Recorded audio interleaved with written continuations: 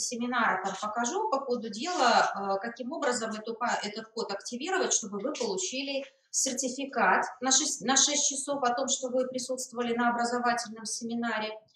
Вы получите доступ к 10 электронным формам учебника нашей корпорации, к 10 любым, на 60 дней бесплатно. И вы получите код на 15% постоянную скидку в интернет-магазине нашей корпорации БУК24. Да? То есть, если вам понадобится какая-то учебная литература, у вас будет просто дополнительная скидка 15%. Вот. Это что касается таких организационных моментов. Ну, а сегодня, да, я, Плечева Ольга Гарьевна, кандидат химических наук, методист корпорации «Российский учебник». Проведу с вами семинар образовательный. Из методических вопросов мы рассмотрим формирование экологического мышления на уроках химии и разберем интегрированный урок химия-биология, но не в том, конечно, плане, что вот прямо я вам дам готовый сценарий. Мы с вами просто разберем определенные идеи и направления, которые вы сможете использовать в своей работе, потому что понятно, что вы учителя, люди, наверное, более опытные, чем я в этих всех вопросах. Ну, а вначале, перед тем, как мы с вами приступим, в общем-то, к нашим методическим вопросам, несколько таких общих моментов. Значит, вы все знаете, что в корпорации «Российский учебник» ведущим комплектом по химии является ОМК Олега Сергеевича Габриэляна. Скажите мне, кто по нему работает? Так, ОМК Нинель Евгеньевны Кузнецовой. Работает кто-то по ней? Вот, работает побольше. И ОМК менее распространенный, это ОМК авторского коллектива МГУ, ОМК Еремина-Лунина. Что касается наших учебно-методических комплектов. Честно говоря, у нас с вами сегодня не настолько, в общем-то, много времени, поэтому мы с вами пробежимся так немножко по этим учебно-методическим комплектам. Видите ли, дело в том, что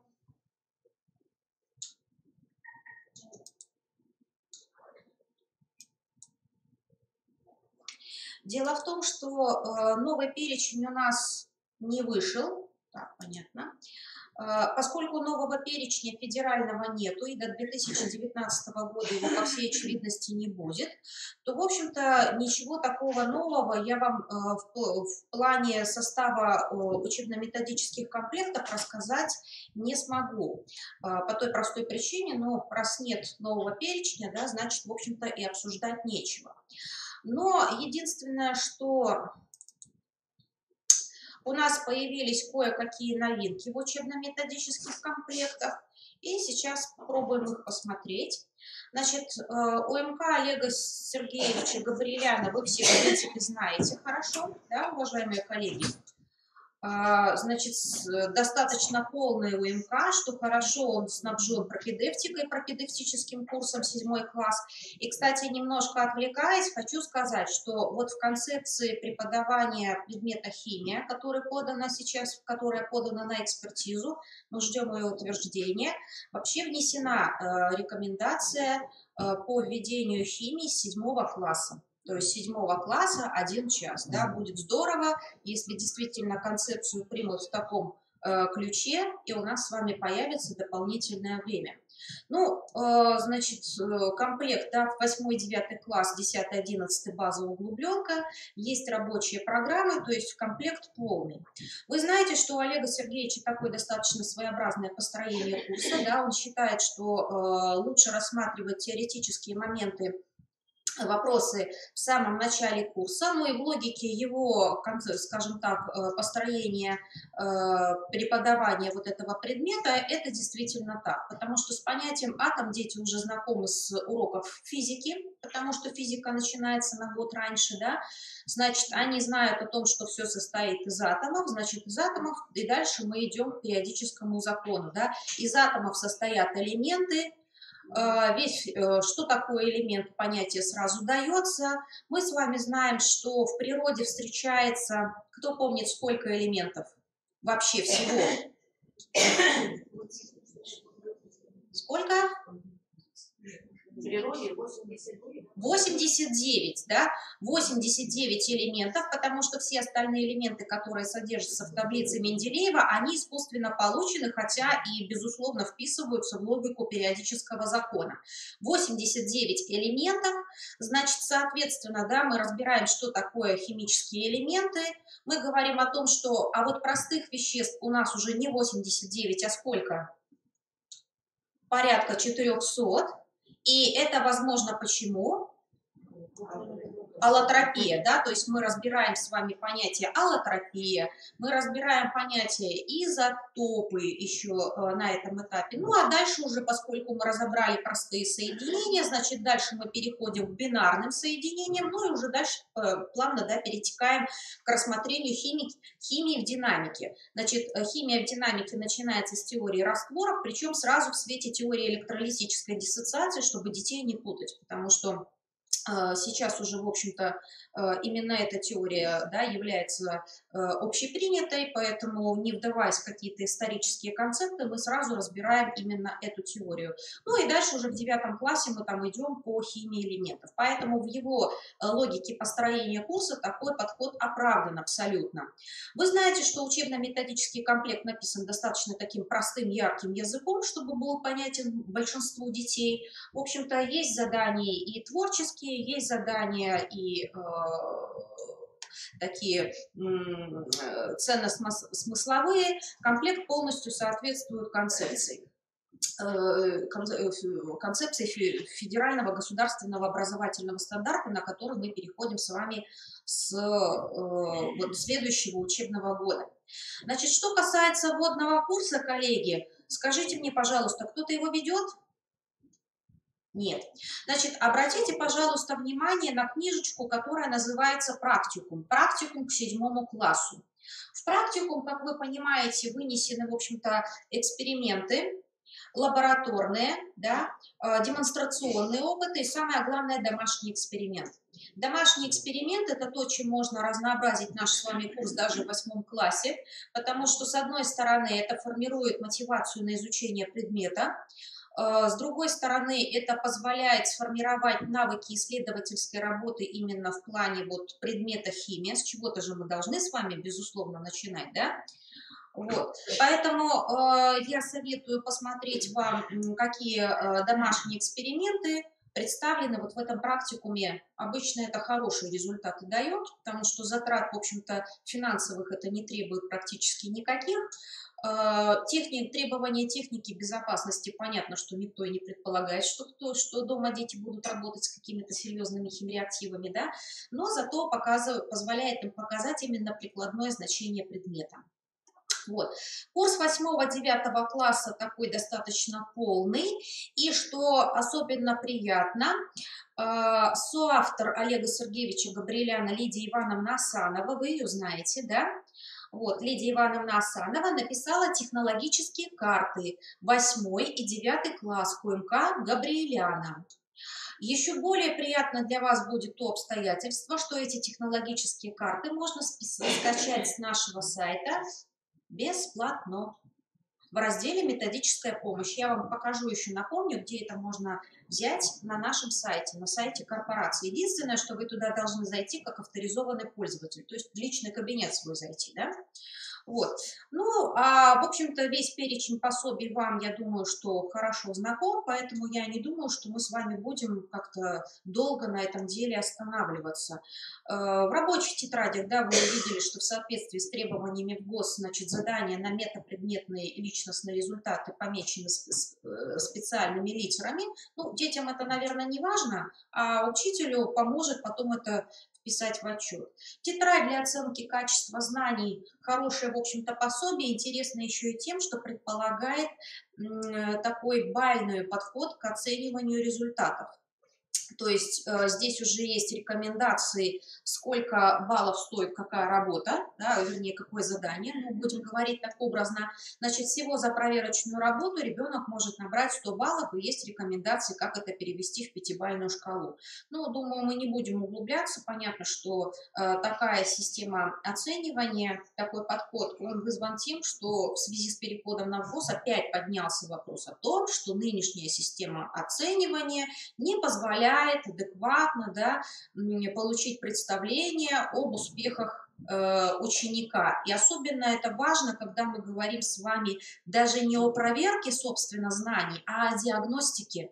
Потому что зачем в конечном итоге учителю нужна проверка? Для того, чтобы поставить оценку, для этого вполне достаточно самостоятельных и контрольных работ. А вот диагностика – это уже да. То есть здесь нужно более такой расширенный подход, критериальное оценивание, поэтому вот пособие предлагает такой вариант. Ну или вы можете взять отсюда задание, да, и домашнюю работу просто-напросто ученикам дифференцировать, да, в зависимости от их способностей, умений. Таким вот образом. Еще одно пособие, оно пока только для 8 класса, это диагностические работы. Название говорит само за себя, да, это диагностика. Собственно, здесь есть отдельно задание на личностные результаты. Подход все тот же самый, критериальный, то есть здесь есть рекомендуемые баллы, вот вы видите, которые авторы предлагают ставить за то или иное задание. Ну, так что позволяет, в общем-то, провести диагностирование. Сборник контрольных и проверочных работ, всем вам знакомый, да. Химия в тестах, задачах и упражнениях, еще одно пособие, которое в большей степени ориентировано на детей, которые будут у нас сдавать ОГЭ после 9 класса, да. Значит, пособие можно, пожалуй, рекомендовать как универсальное, даже если вы работаете по ОМК других авторов, потому что, ну, какую бы логику построения авторы не выбирали, мы все равно с вами рассматриваем абсолютно одни и те же вопросы. В этом пособии есть методическая такая вводная, то есть здесь разбирается, как решать задачи и вообще задания того или иного типа. То есть ученик может относительно самостоятельно с этим пособием работать. Почему относительно? Потому что все равно без помощи учителя он ничего сделать не сможет. Здесь есть задания повышенного уровня сложности, то есть хватит работы, что называется, ученикам абсолютно любой уровень степени подготовки. Ну или вы можете использовать этот сборник как альтернативу сборнику контрольных и проверочных работ. Авторы постарались, чтобы задания не дублировались. Базовый уровень, тут мне даже нечего сказать, он практически не изменился по сравнению с предыдущей версией под федеральный компонент. Единственное, что вы обратили внимание, теперь задания в учебниках, да, они там помечены разными цветными кружочками. Ну, это понятно, да, для того, чтобы учителю можно было, опять же, в отчет потом вписать, что вот это задание на формирование таких ОГЭ, это вот таких. То есть, опять же, ученикам это ни о чем, наверное, не говорит, а учителю в какой-то степени, конечно, поможет. Углубленный уровень, значит, здесь полноценный курс, да, уже, я имею в виду курс химии, здесь в полной мере химический эксперимент. Сборник, обратите внимание, дополнен контрольными и проверочными работами. Эти два пособия появились в конце 2016 года, то есть теперь и курс углубленный по МК Габриэляна дополнен сборником контрольных и проверочных работ. Значит, за 11 класс этот сборник, а соавтор все та же Лидия Ивановна Асанова, всем вам, в общем-то, известная. Ну, как мы понимаем, углубленный уровень предполагает по умолчанию, что ученики будут сдавать ЕГЭ. Значит, материал, в общем-то, изложен так, чтобы этих знаний им хватило для того, чтобы успешно сдать этот самый экзамен по выпуску из 11 класса. Вы уже, наверное, обратили внимание, коллеги, что в каждом, наверное, учебно-методическом комплекте, и я сейчас говорю даже не только про МК Габриэляна, но и Нины Евгеньевны Кузнецовой, очень большое количество лабораторных опытов. Это помимо практических работ, потому что они вынесены отдельно, да, практикумы. Теперь вы видели лабораторные опыты, они все включаются отдельно, вынесены, точнее, в сам параграф включаются, не сборник лабораторных работ, да, а вот опыты по ходу. Конечно, никто и не предполагает, что вот у Габриэляна Олега Сергеевича, допустим, порядка 50 лабораторных опытов в каждом учебнике, да, за каждый год обучения. Конечно, не предполагается, что вы переделаете их прямо с детьми все. Но у вас должна быть определенная вариативность. Мало ли, один опыт поставить нельзя, значит, можно поставить другой. Ну, если повезло, вам позволяет и время, и возможность сделать там, допустим, 2-3 опыта лабораторных, значит, можно детей в конце концов разделить на 3 группы, как, в общем-то, это будет в духе ВГОСа, да, теперь не приветствуется фронтальная работа на уроке. Вот, и все, в общем-то, их благополучно сделать, а потом дети обсудят быстренько результаты, которые они получили. То есть это вот сделано именно с подобной целью. Вот. Ну и еще новое пособие – это контрольные работы. Не путайте их, пожалуйста, со сборником контрольных и проверочных работ. Контрольная работа – это такая рабочая тетрадка по сути своей, где есть проверочная работа и контрольная, собственно говоря. То есть заданий 5-6 – это проверочная работа, и где-то порядка с 15 заданий, в зависимости от класса, в контрольной работе. То есть вот такую тетрадку можно использовать как альтернативу рабочей, ну или можете взять оттуда задания для домашних работ. Рабочие программы, методические пособия КМК Габриэляна можно скачать на сайте бесплатно. Вот, что касается книги для учителя, пока, к сожалению, у нас есть только книга по естествознанию, ну и 9-й год она переиздается, поэтому на них останавливаться не буду.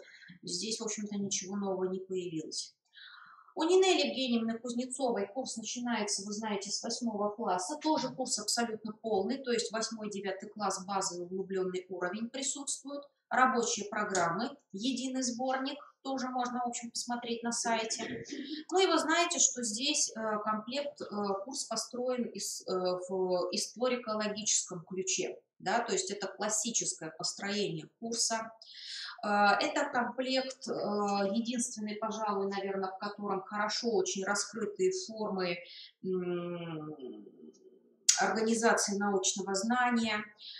Вы уже, если видели новые учебники, вы обратили внимание, что вообще сам по себе учебный материал в каждом параграфе построен очень интересно. Фактически в УМК Кузнецовой каждый параграф – это конспект урока по ВГОС. То есть там легко выделить этап актуализации знаний, постановки проблемы, да, потом дальше там новый материал или какое-то исследование идет, какие-то выводы первичные, обобщения, да, потом выводы, задания на закрепление материала, да, то есть легко очень работать уже хотя бы с этой точки зрения, с этим комплектом. Поэтому, если вам интерес более близок историко-логический подход к построению курса, то, наверное, это комплект, конечно, ваш. Плюс, опять-таки, большое количество дополнительного материала, такие как мини-опорные конспекты, назовем, да, отдельно включаются на страничку, повторение, краткое такое сжатое материала по какой-то теме. То есть это делает, в общем-то, комплект, опять-таки, очень удобным в работе, и удобно работать и ребятам, и самим, ну и, в общем-то, вам. Значит, к комплекту появились технологические карты для 8 класса. Автор все та же самая Лидия Ивановна Асанова. Но технологические карты КМК Кузнецовой, они не похожи на технологические карты КМК Габриэляна. То есть у них немножко разная совершенно структура. Вот, значит, здесь технологические карты есть пока только для 8 класса, и они к настоящему времени, к сожалению, только в виде печатного сборника, то есть в электронном формате их нет. Вот. Ну, в полной логике, в общем-то, курса. Да, очень хороший набор заданий, которыми дополнены все, в общем-то, параграфы комплекта. Рабочие тетради с хорошим, опять же, набором заданий. Что самое важное, здесь есть контекстные задачи. А вы знаете, что у нас единый экзамен, да? Единый экзамен в ЕГЭ. Вы знаете, что в 2018 году будет включена контекстная задача из 2 заданий, за счет чего у нас количество заданий увеличилось до 35. Вот, поэтому дети должны понимать, что это такое, ну и, конечно, отработать с ними подобного рода задачки в процессе обучения. Вот, значит, задания тоже дифференцированы по степени сложности. Очень хорошие задачники КМК Кузнецовой, и мы, в общем-то, их всегда позиционируем как задачники универсальные. Потому что, опять же, мы с вами, коллеги, понимаем, по Габриэляну мы идем, по Кузнецовой, или кто-то по Рудзитису работает. Какая разница? Мы с вами рассматриваем определенный набор вопросов, да, у нас есть определенные типы задач и заданий. И вот эти задачники, прошу прощения, можно смело рекомендовать как универсальные. Здесь уже нет никаких заданий в формате ОГЭ-ЕГЭ. То есть авторы здесь не пошли по такому пути, как Олег Сергеевич Габриэлян. Вы знаете, что задач очень большое количество в каждом разделе. Часть из них не имеют ответа, то есть можно использовать собственно для контроля, да, в контрольных работах, самостоятельных, ну или, скажем так, как контрольный вариант в домашней работе. Вот, поэтому я очень рекомендую, и даже те из вас, кто работает по другим УМК. Задачники действительно хороши. Ну, есть также, помимо всего прочего, варианты контрольных работ. Может быть, будет интересно посмотреть. То есть тоже здесь авторский такой подход. Неплохие такие варианты. И еще очень хорошее такое пособие, книжечка вышла для 8 класса, контрольные и проверочные работы. Я опять же, коллеги, вам рекомендую. То есть здесь опять-таки задания даны без всякого формата ОГЭ-ЕГЭ, то есть это, собственно, задание, да. Значит, проверочная работа включает в себя 3 вопроса, причем обратите внимание, да, вот проверочная работа в данном случае по теме основания. Смотрите, какое огромное количество, очень большое вариантов. То есть что, скажем так, можно разным классам дать, да, различные варианты, дабы не менялись информации, не переписывали ошибки друг друга. Да. Контрольная работа включает в себя, как правило, 4 ну, или 5 заданий. То есть это простой рабочий вариант, потому что мы понимаем, при должном хорошем подходе к выбору сложности заданий ученик просто за урок больше и не решит. Это нормально. Поэтому, несмотря на то, что пособие такая небольшая очень тетрадочка, тоненькая, но я думаю, что она вам понравится. Потом вы сможете посмотреть, в общем-то, я оставлю обязательно презентацию, чтобы она у вас была. Сможете посмотреть немножко подетальнее и решить, насколько вам это пособие интересно. Вот, собственно говоря, пособие технологические карты, то есть вот формат этого технологических карт КМК Нинель Евгеньевны Кузнецовой. Здесь расписано достаточно подробно формируемые ООД, деятельность учителя и обучающихся на каждый этап урока и даже приведены рекомендации по домашнему заданию. А вот в УМК Габриэляна там немножко другой принцип построения технологических карт, я вам покажу в другой презентации. Комплект базового уровня, да, то есть мы с вами понимаем, что базовый уровень это, конечно, для учеников, которые не будут в подавляющей своей массе сдавать ЕГЭ после 11 класса. Более того, это ребята, которые у нас, для них химия не профильная. Поэтому для них более важен прикладной аспект. У нас есть, безусловно, определенный набор знаний, которые мы им должны знать. Это в примерной программе все прописано. Но в основном здесь, конечно, направленность должна быть более практической. Поэтому, в общем-то, базовые курсы, они написаны именно с этой точки зрения. Не перегружены материалом для того, чтобы не убивать мотивацию, а вот больше акцент смещен в прикладные аспекты. Ну и углубленный уровень.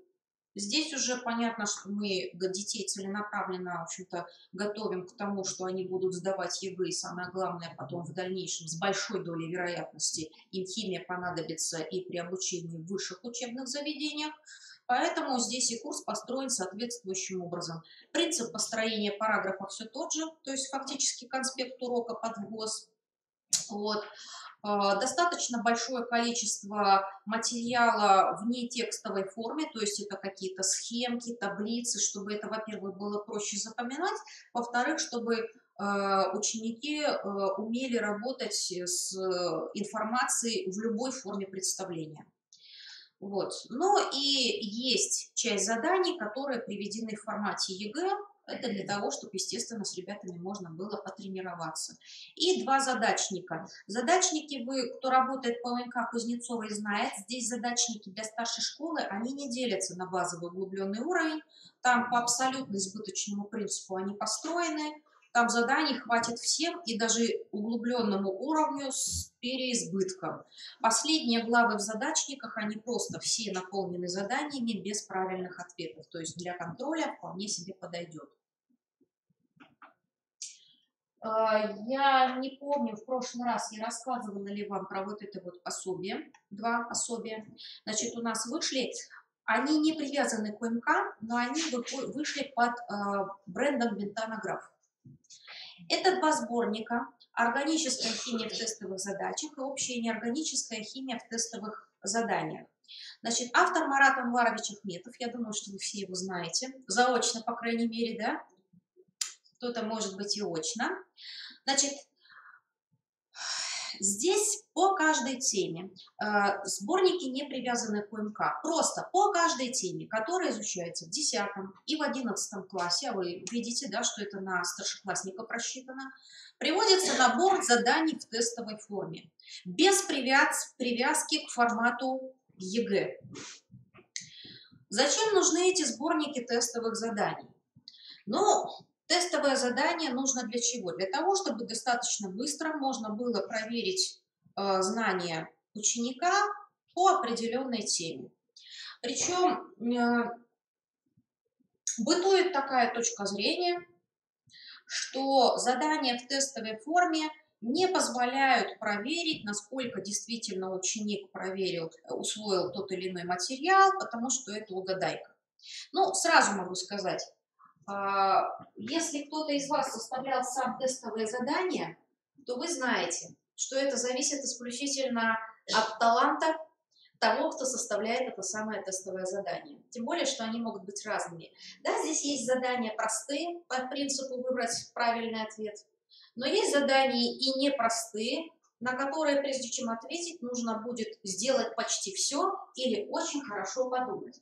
Ну, вот, в частности, здесь немножко задание закрыто. Установите соответствие между исходными веществами и суммой коэффициентов в сокращенном модном уравнении. Ну, становится понятно, что минут 20 будет потеряно, потому что надо определить, что получится в качестве продуктов, написать ионные уравнения, да, соответственно, подобрать коэффициенты и только потом уже посчитать их сумму. Или вот здесь показано на схеме распределения плотности в молекуле, ну, спирта, в данном случае пропанола, сразу хочу сказать, нужно выбрать неверное пояснение к схеме. То есть ученик должен хорошо понимать, что такое распределение электронной плотности, самое главное, вообще на что это влияет. И только тогда уже он сможет ответить на данное задание. Или вот не самое, кстати, простое задание. Нужно выбрать реакцию, в которой неверно указаны продукты. Причем, обратите внимание, здесь нет подсказок, а в скольких уравнениях, собственно говоря, неверно указаны продукты. Может их одно, а может два. То есть подумать тут есть над чем. Зачем это пособие? Ну, во-первых, безусловно, ученик, если сам мотивированный и хочет хорошо сдать экзамен, он может заниматься самостоятельно. Вы можете пользоваться этим пособием, выбирать отсюда, ну не все, но по крайней мере часть заданий на контрольные те же самые работы.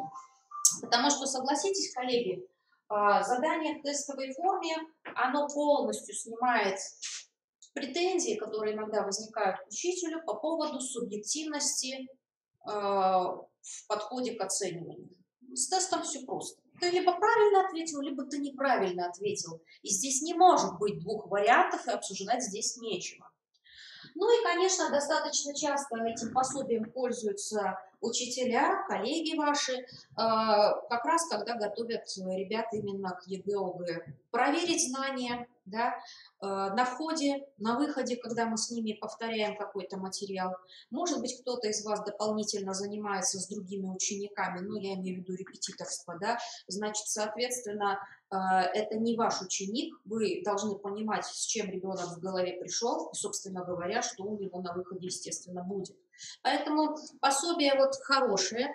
Отзывы уже в течение года по версии педагоги им пользуются, у меня есть, но отзывы положительные, поэтому вот рекомендую настоятельно. Ну и наш третий комплект, такой менее распространенный, авторский коллектив МГУ, значит, соответственно, здесь упор на предметное наполнение.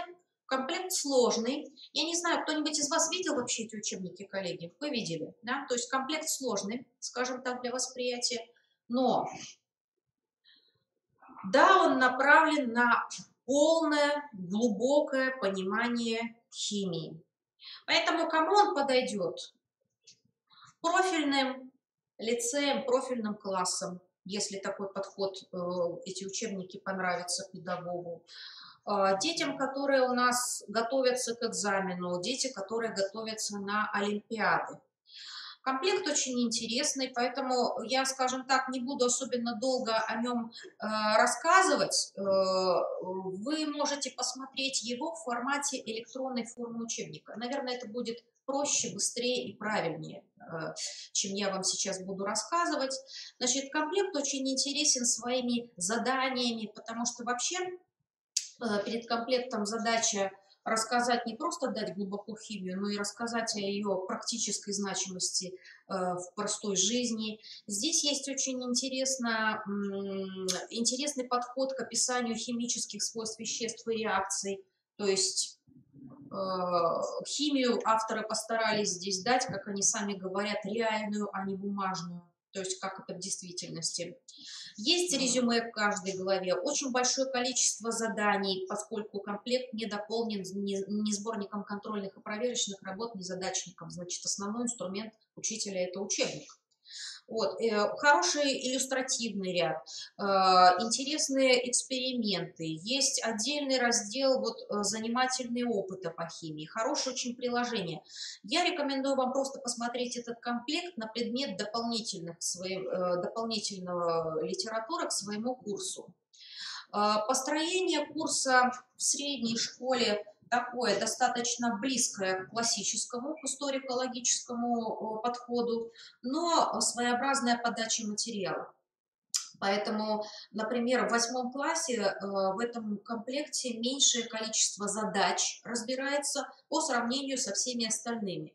Ну, скажем так, для итогового оценивания это не имеет, в общем-то, никакой роли. Вот тех ребят, которые готовятся к олимпиадам в 8 классе, их это может поставить в не очень выгодное положение. Но опять-таки, вы знаете, коллеги, я знаю, что кто по этому комплекту занимается как по ведущему, они вполне себе без труда выходят и из этой ситуации. То есть, в общем-то, для школьного курса это не несет никакого ущерба. Очень интересен сам методический аппарат. Я думаю, что вам будет посмотреть вот интересно, как вот подход как задачи разбираются, то есть само представление, как это можно дать в конечном итоге. Сами вот иллюстрации очень интересные, практикум довольно-таки неплохой к этому комплекту, очень полезные приложения, с ними легко работать, их можно легко взять в качестве дополнения в свой курс. Занимательный опыт, но это для тех, кто, в общем-то, дополнительно ведет какие-то занятия, хотя часть из этих опытов можно взять для проектной деятельности. Вот. И здесь есть очень небольшое количество заданий для подготовки к школьной олимпиаде. То есть есть часть задачи с решениями разбираются, и есть там немножко одна самостоятельное решение. И очень хороший раздел за страницами учебника, то есть это рекомендуемая литература и интернет-ресурсы для более глубокого изучения предмета. Вот. Хорошие очень рабочие тетради с действительно сложными, в общем-то, заданиями. Рабочие тетради проще найти в электронном варианте на сайте Litres, вот, поскольку они наши партнеры. Ну и уже для старшей школы курс есть базовый, есть углубленный. Коллеги, не буду, скажем так, долго углубляться в эти вопросы. Обычно я рекомендую учебники 10-11 класса углубленного уровня всем педагогам как дополнительную литературу. Это самый всеобъемлющий курс для старшей школы. Здесь есть ряд вопросов, которые, например, не так глубоко разбираются в других учебно-методических комплектах. Здесь очень хорошо разобраны, например, те же самые азотсодержащие соединения. Короче, вот углубленный курс к этому комплекту справедливо называют кратким университетским курсом химии для школьников. То есть, если у вас сильные дети, да, я думаю, что и вам самим будет интересно, взять задания, взять какие-то методические моменты. Там великолепно разобраны, например, окислительно-восстановительные реакции в органической химии. Просто разбирается, сейчас мы с вами посмотрим. Вот, просто отдельно параграф взять. Вот возьми и дай ученикам готовый. Подробно разобрано, как посчитать правила, как это делается. То есть здесь даже не нужно, собственно говоря, что-то где-то искать. И есть упражнения для закрепления. Хорошие схемы есть. Короче, я вам просто рекомендую потратить пару доступов к электронной форме учебника, который вот вы получите 10 штук, и посмотреть вот этот именно углубленный курс. Если он вам понравится, тогда вы можете себе либо приобрести электронную форму учебника, потому что все-таки она дешевле, чем печатный вариант, либо если вы любите книги, я, например, люблю больше книги, тогда вы купите учебник, но вы будете точно знать, что там внутри и что вам это действительно нравится. То есть это не будут деньги, которые вы потратили просто-напросто зря. Ну и хороший очень набор, опять же, мы с вами к этому вернемся, это для проектной деятельности задания очень неплохие. Вот. Что касается электронной формы учебника, вы все знаете, что еще в 2014 году было старое, скажем так, сейчас уже утратившее действие, оно заменено более новым. Приказ Министерства образования и науки номер 1559, который ввел это понятие электронной формы учебника и определил, что в ней, собственно говоря, должно быть. Вот. В настоящее время, я с вашего позволения выйду отсюда из презентации, просто-напросто зайду на сайт. Да? Значит, электронная форма учебника – это электронный продукт, который, как мы понимаем, должен везде отображаться одинаково.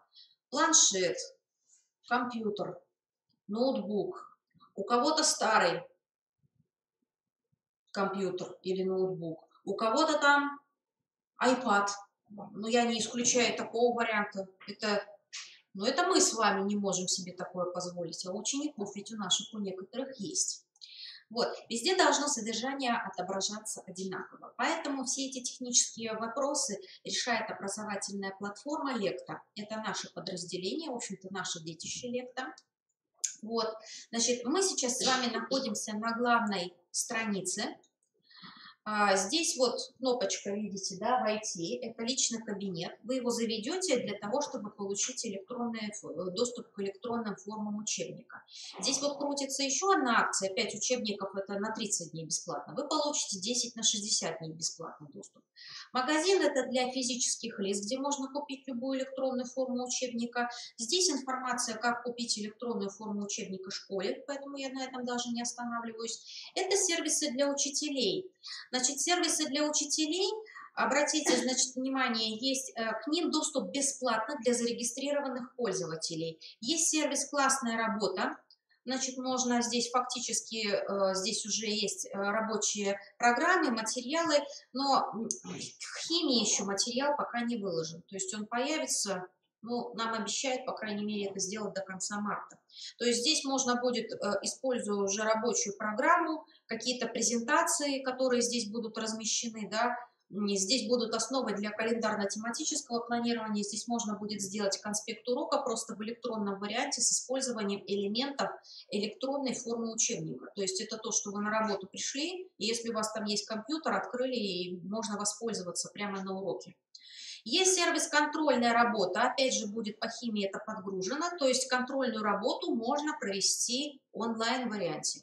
Учитель при этом будет видеть полностью список класса, да, кто какое задание правильно ответил, кто на какое ответил неправильно. То есть, в общем-то, так, как это должно работать.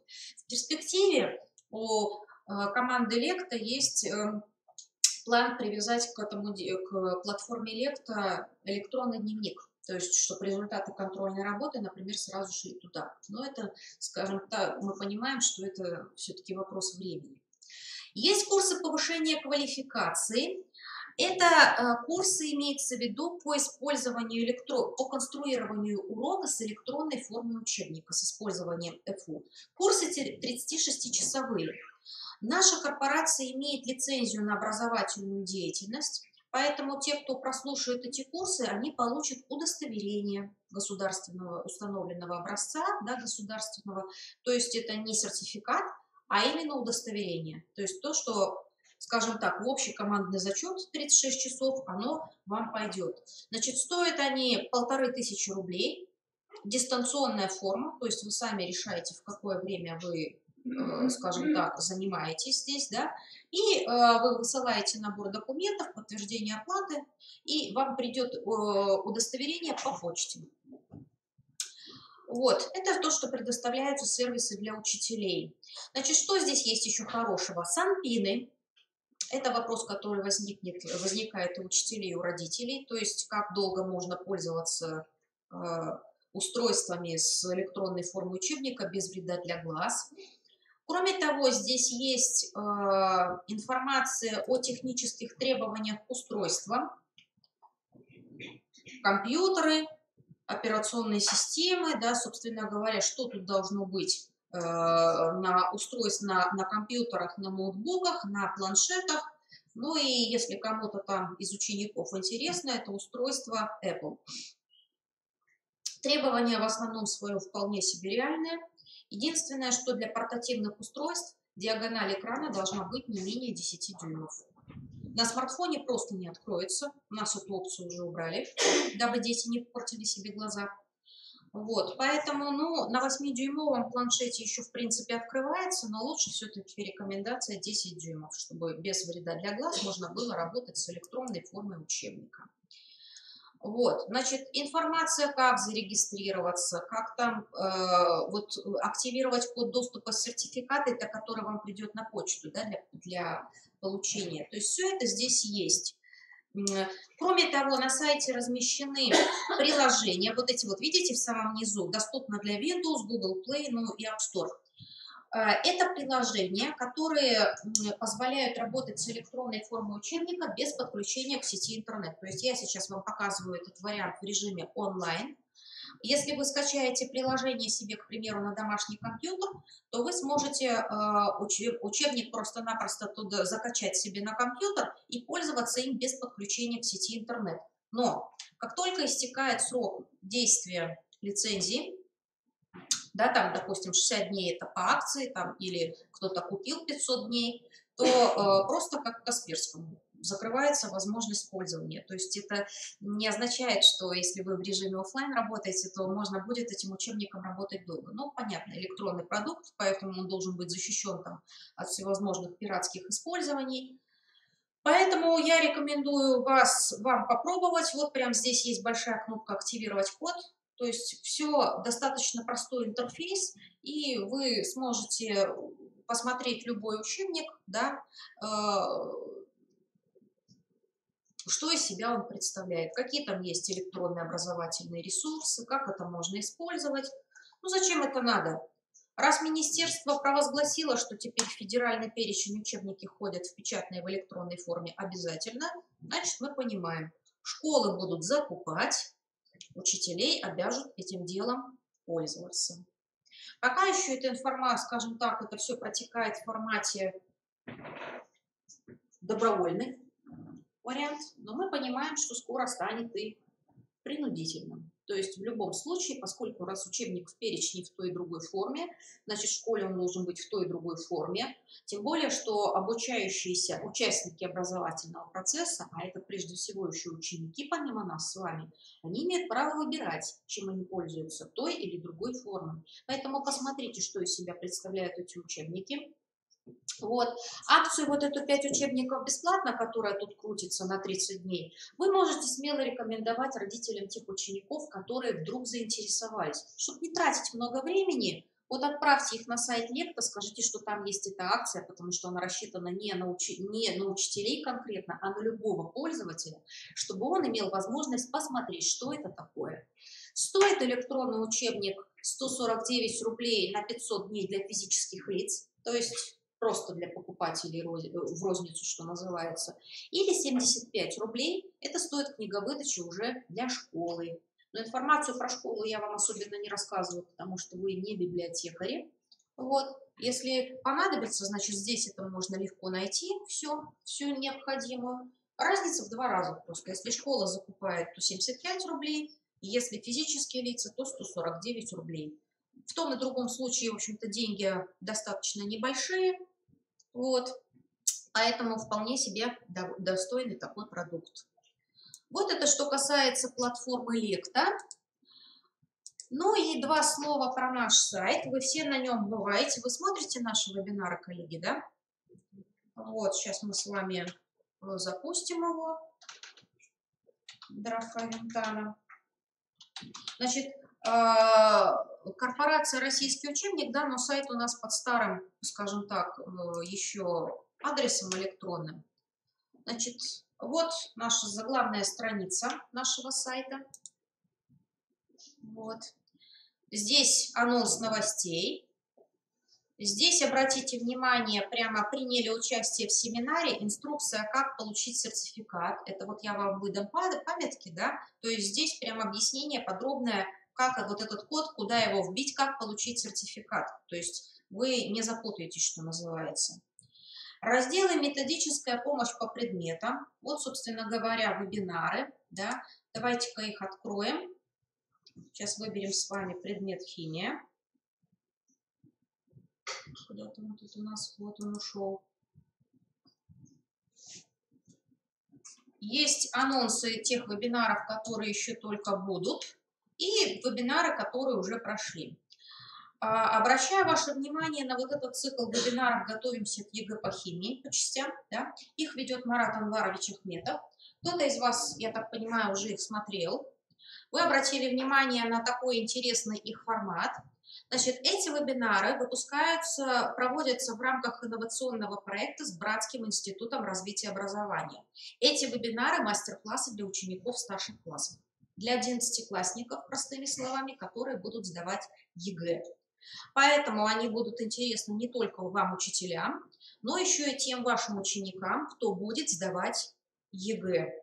Марат Анварович у нас просто мастер в сфере решения задач. Тем более он начинает это все разбирать задач повышенного уровня. Эти вебинары будут по май месяц. Каждый месяц по одному вебинару. Ну, вы уже обратили внимание. Поэтому все ваши ученики, которые, собственно говоря, будут сдавать ЕГЭ, вы можете смело отправить на сайт. Пусть они смотрят эти вебинары в записи. Время не очень удобное, значит, в 10 утра они начинаются, но потому что мы подстраивались под Братск. Понятно, раз они заказчики, у них в это время в 2 часа дня, поэтому понятно, что вы в таком варианте сможете их посмотреть только в записи, наверное, пожалуй, и ученики тоже. Но им же не нужен сертификат об участии в семинаре, правильно, в вебинаре, вернее. Поэтому они могут посмотреть и скачать презентацию бесплатно. Вы можете посмотреть все абсолютно вебинары и скачать презентацию бесплатно. Кроме того, я сейчас открываю раздел «Методическая помощь по предмету», выбираю «Химия». Вот посмотрите, это подсказки вылезают все время. Здесь перечень УМК. Выбираем линию Олега Сергеевича Габриэляна 8-9 класс. Вот он предлагает сразу перейти к УМК. Спускаемся вниз. Здесь есть такой разделчик «Технологические карты». Открываем. И видим технологические карты 9 класс, технологические карты 8 класс. Поскольку я здесь сейчас не авторизованный пользователь, здесь нет значочка «Скачать». Когда вы сюда зайдете из своего личного кабинета, значит, здесь появится значок «Скачать», и вы в PDF-формате скачаете эти самые технологические карты без проблем. Кроме того, да, здесь есть методическая помощь по предмету, и если вам необходимо, вы можете скачать по этому предмету методическое пособие, можете скачать и рабочие программы, то есть все это бесплатно, вот, для зарегистрированных пользователей. Вот здесь программа, здесь методическое пособие. Единственное, что вы должны, повторюсь, авторизоваться. Вот такой вот наш сайт. Здесь, помимо всего прочего, есть раздел «Где купить». Это наш интернет-магазин. Ну, про него много говорить не буду. Наши партнеры в регионах. И, собственно говоря, наш основной интернет-магазин Book24. Вот. Значит, раздел «Дистанционное обучение». Это курсы повышения квалификации. Значит, повторюсь, мы получили лицензию на образовательную деятельность. Очных курсов это, конечно, не заменяет, мы с вами понимаем, но в общий зачет эти курсы пойдут. Дистанционное обучение, курс 72 часа по предмету, стоимость 950 рублей. Да. Вы получите удостоверение, то есть все документы, которые необходимы, они здесь есть. Контакты отдела дистанционного обучения, начальник Елена Николаевна, специалист, ведущий по дистанционному обучению. Здесь все на сайте есть. Поэтому, если вам необходимо повышение квалификации, то вы можете пройти дистанционно в том, скажем так, режиме, который вам удобен. Расписание о курсах, то есть перечень по химии, там курсы есть, то есть это вы все можете, в общем-то, это все вам доступно. Вот, уважаемые коллеги, что касается нашего сайта корпорации «Российский учебник». Все для вас. Значит, с 15, кстати сказать, числа, с 15 февраля у нас стартует конкурс, который называется «Мастерская учителя химии». Значит, мастерская учителя химии – это конкурс, участие в котором, как вы, думаю, знаете, бесплатно для всех учителей, которые пользуются нашими учебно-методическими комплектами. Любая ваша разработка. Положение об этом конкурсе в новостях на сайте есть. Работы принимаются по 17 июня, если я правильно помню, то есть время у вас опять же есть. Номинации выставлены. Значит, все участники, все учителя, которые пришлют работы на этот конкурс, они получат сертификат участника конкурса просто бесплатно. Мы вам пришлем в электронном варианте, когда уже будут известны результаты. Но победители получат, естественно, диплом соответствующей степени и подарок от корпорации. Вот. Отдельно в этом году будет оцениваться работы. Это уже мы привлечем автора Олега Сергеевича Габриэляна. Отдельно оцениваются работы, которые выполнены по ОМК Габриэляна, потому что у Олега Сергеевича в этом году юбилей. Соответственно, вот у нас отдельно мы выделяем еще дополнительно, у нас будет номинация по работам с его учебно-методическим комплектом. Посмотрите, пожалуйста, эту информацию на сайте. Я думаю, что вам будет интересно. Еще раз повторюсь, участие бесплатно. Все сертификаты вы получите бесплатно. Методические разработки победителей всех ступеней будут размещены на сайте. Без вашего разрешения, естественно, у нас ничто никуда не уйдет. То есть там не публиковать никуда ваши работы без вашего разрешения никто не будет. Поэтому за авторские права, скажем так, можете не беспокоиться. Ну вот, уважаемые коллеги, это что касается таких вот моментов, которые связаны с нашими учебно-методическими комплектами и с нашей электронной формой учебника. Вопросы? Давайте тогда сейчас с вами сделаем перерыв. Да, презентации все, которые я вам показываю, я оставлю в PDF-формате здесь вот на компьютере. Ну и тогда уже через кафедру общего образования, да, они разместят, скорее всего, где-то, где можно будет эти материалы скачать бесплатно. Можете ими пользоваться в своей работе. Ну что, делаем тогда логический перерыв? Да, кофе-пауза. А потом мы с вами продолжим, уважаемые коллеги.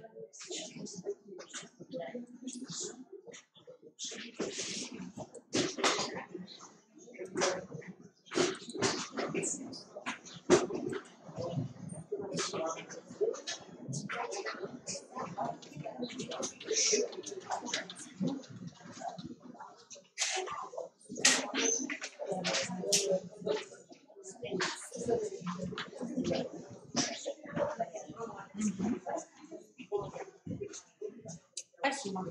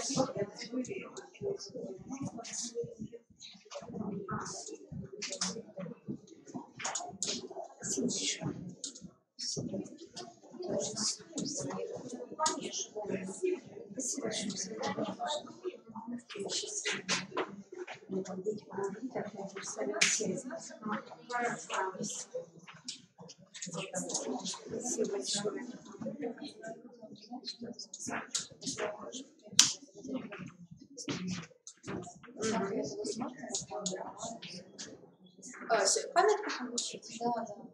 Будете уходить? Да, неудобно. Можете я вам взять?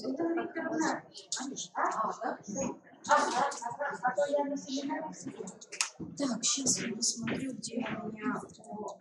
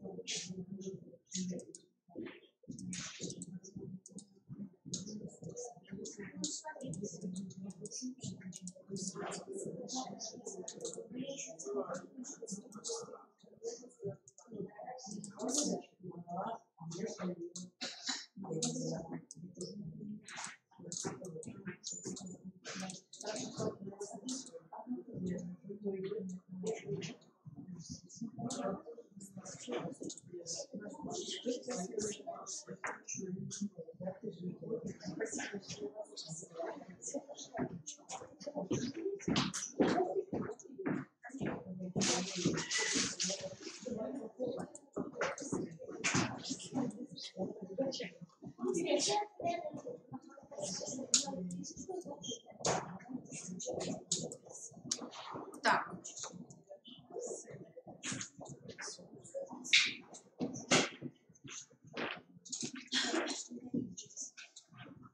Я приезжаю, можно чуть-чуть пораньше. Когда нужно? Значит, сертификат он через электронную. Могу или у меня сейчас просто когда... Я вам просто сделаю, уходите, я вам задам. Если вы позволите, то я выйду по 5. Потому что 5 минут. Ну, если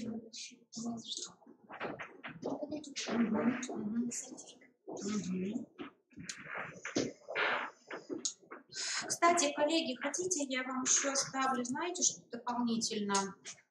Марат Анварович тут в свое время поделился таким сборником. С ним тоже на самом деле поделились этим делом. Я его сейчас ищу. Не продует. Вот. Вот это сборник. Я его не могу здесь, к сожалению, открыть, потому что здесь нет PDF-ридера. Это набор задач к ЕГЭ.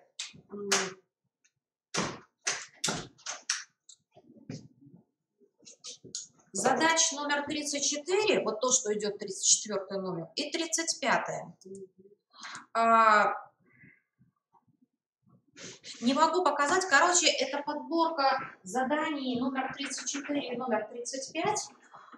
За каждый год ЕГЭ, начиная с 2017, просто набор задач. Вот задачи это получается на смеси и растворы, и задачи на установление формул. То есть это задания, они там без ответов. Честно говоря, мне не удалось установить, нам не удалось идентифицировать из какого сборника. То есть ему просто-напросто прислали вот такой набор кто-то из учителей. И, во-первых, на вебинаре, когда он рассматривает задание, он берет часть задач вот из этого, вот этой вот подборочки. И я думаю, что вам будет интересно порешать со своими учениками, во-первых, просто в порядке задач, а во-вторых, в порядке подготовки к ЕГЭ. Поэтому я вам могу тогда просто в папке это все дело оставить, но у вас дома должен быть, да, этот PDF-ридер для того, чтобы вы их открыли, потому что материал в формате PDF.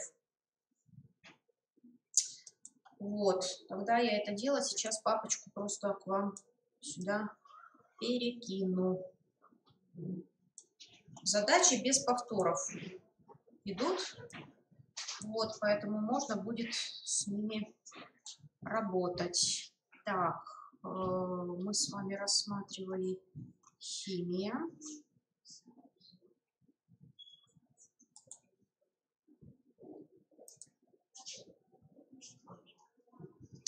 Так, сейчас я это дело открою.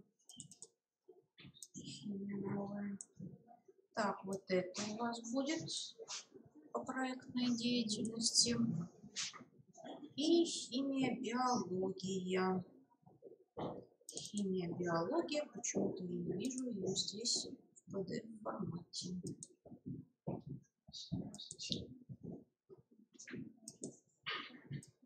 Я почему сохраняю PDF-ками? Потому что это меньше места занимает.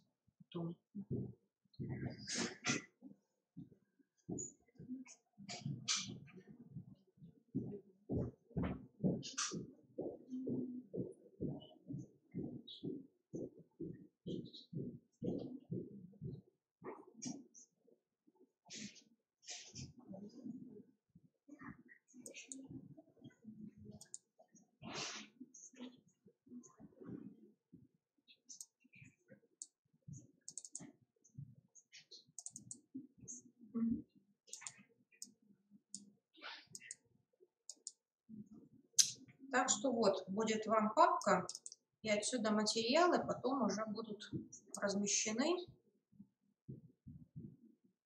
Сейчас я их переименую, чтобы было понятнее.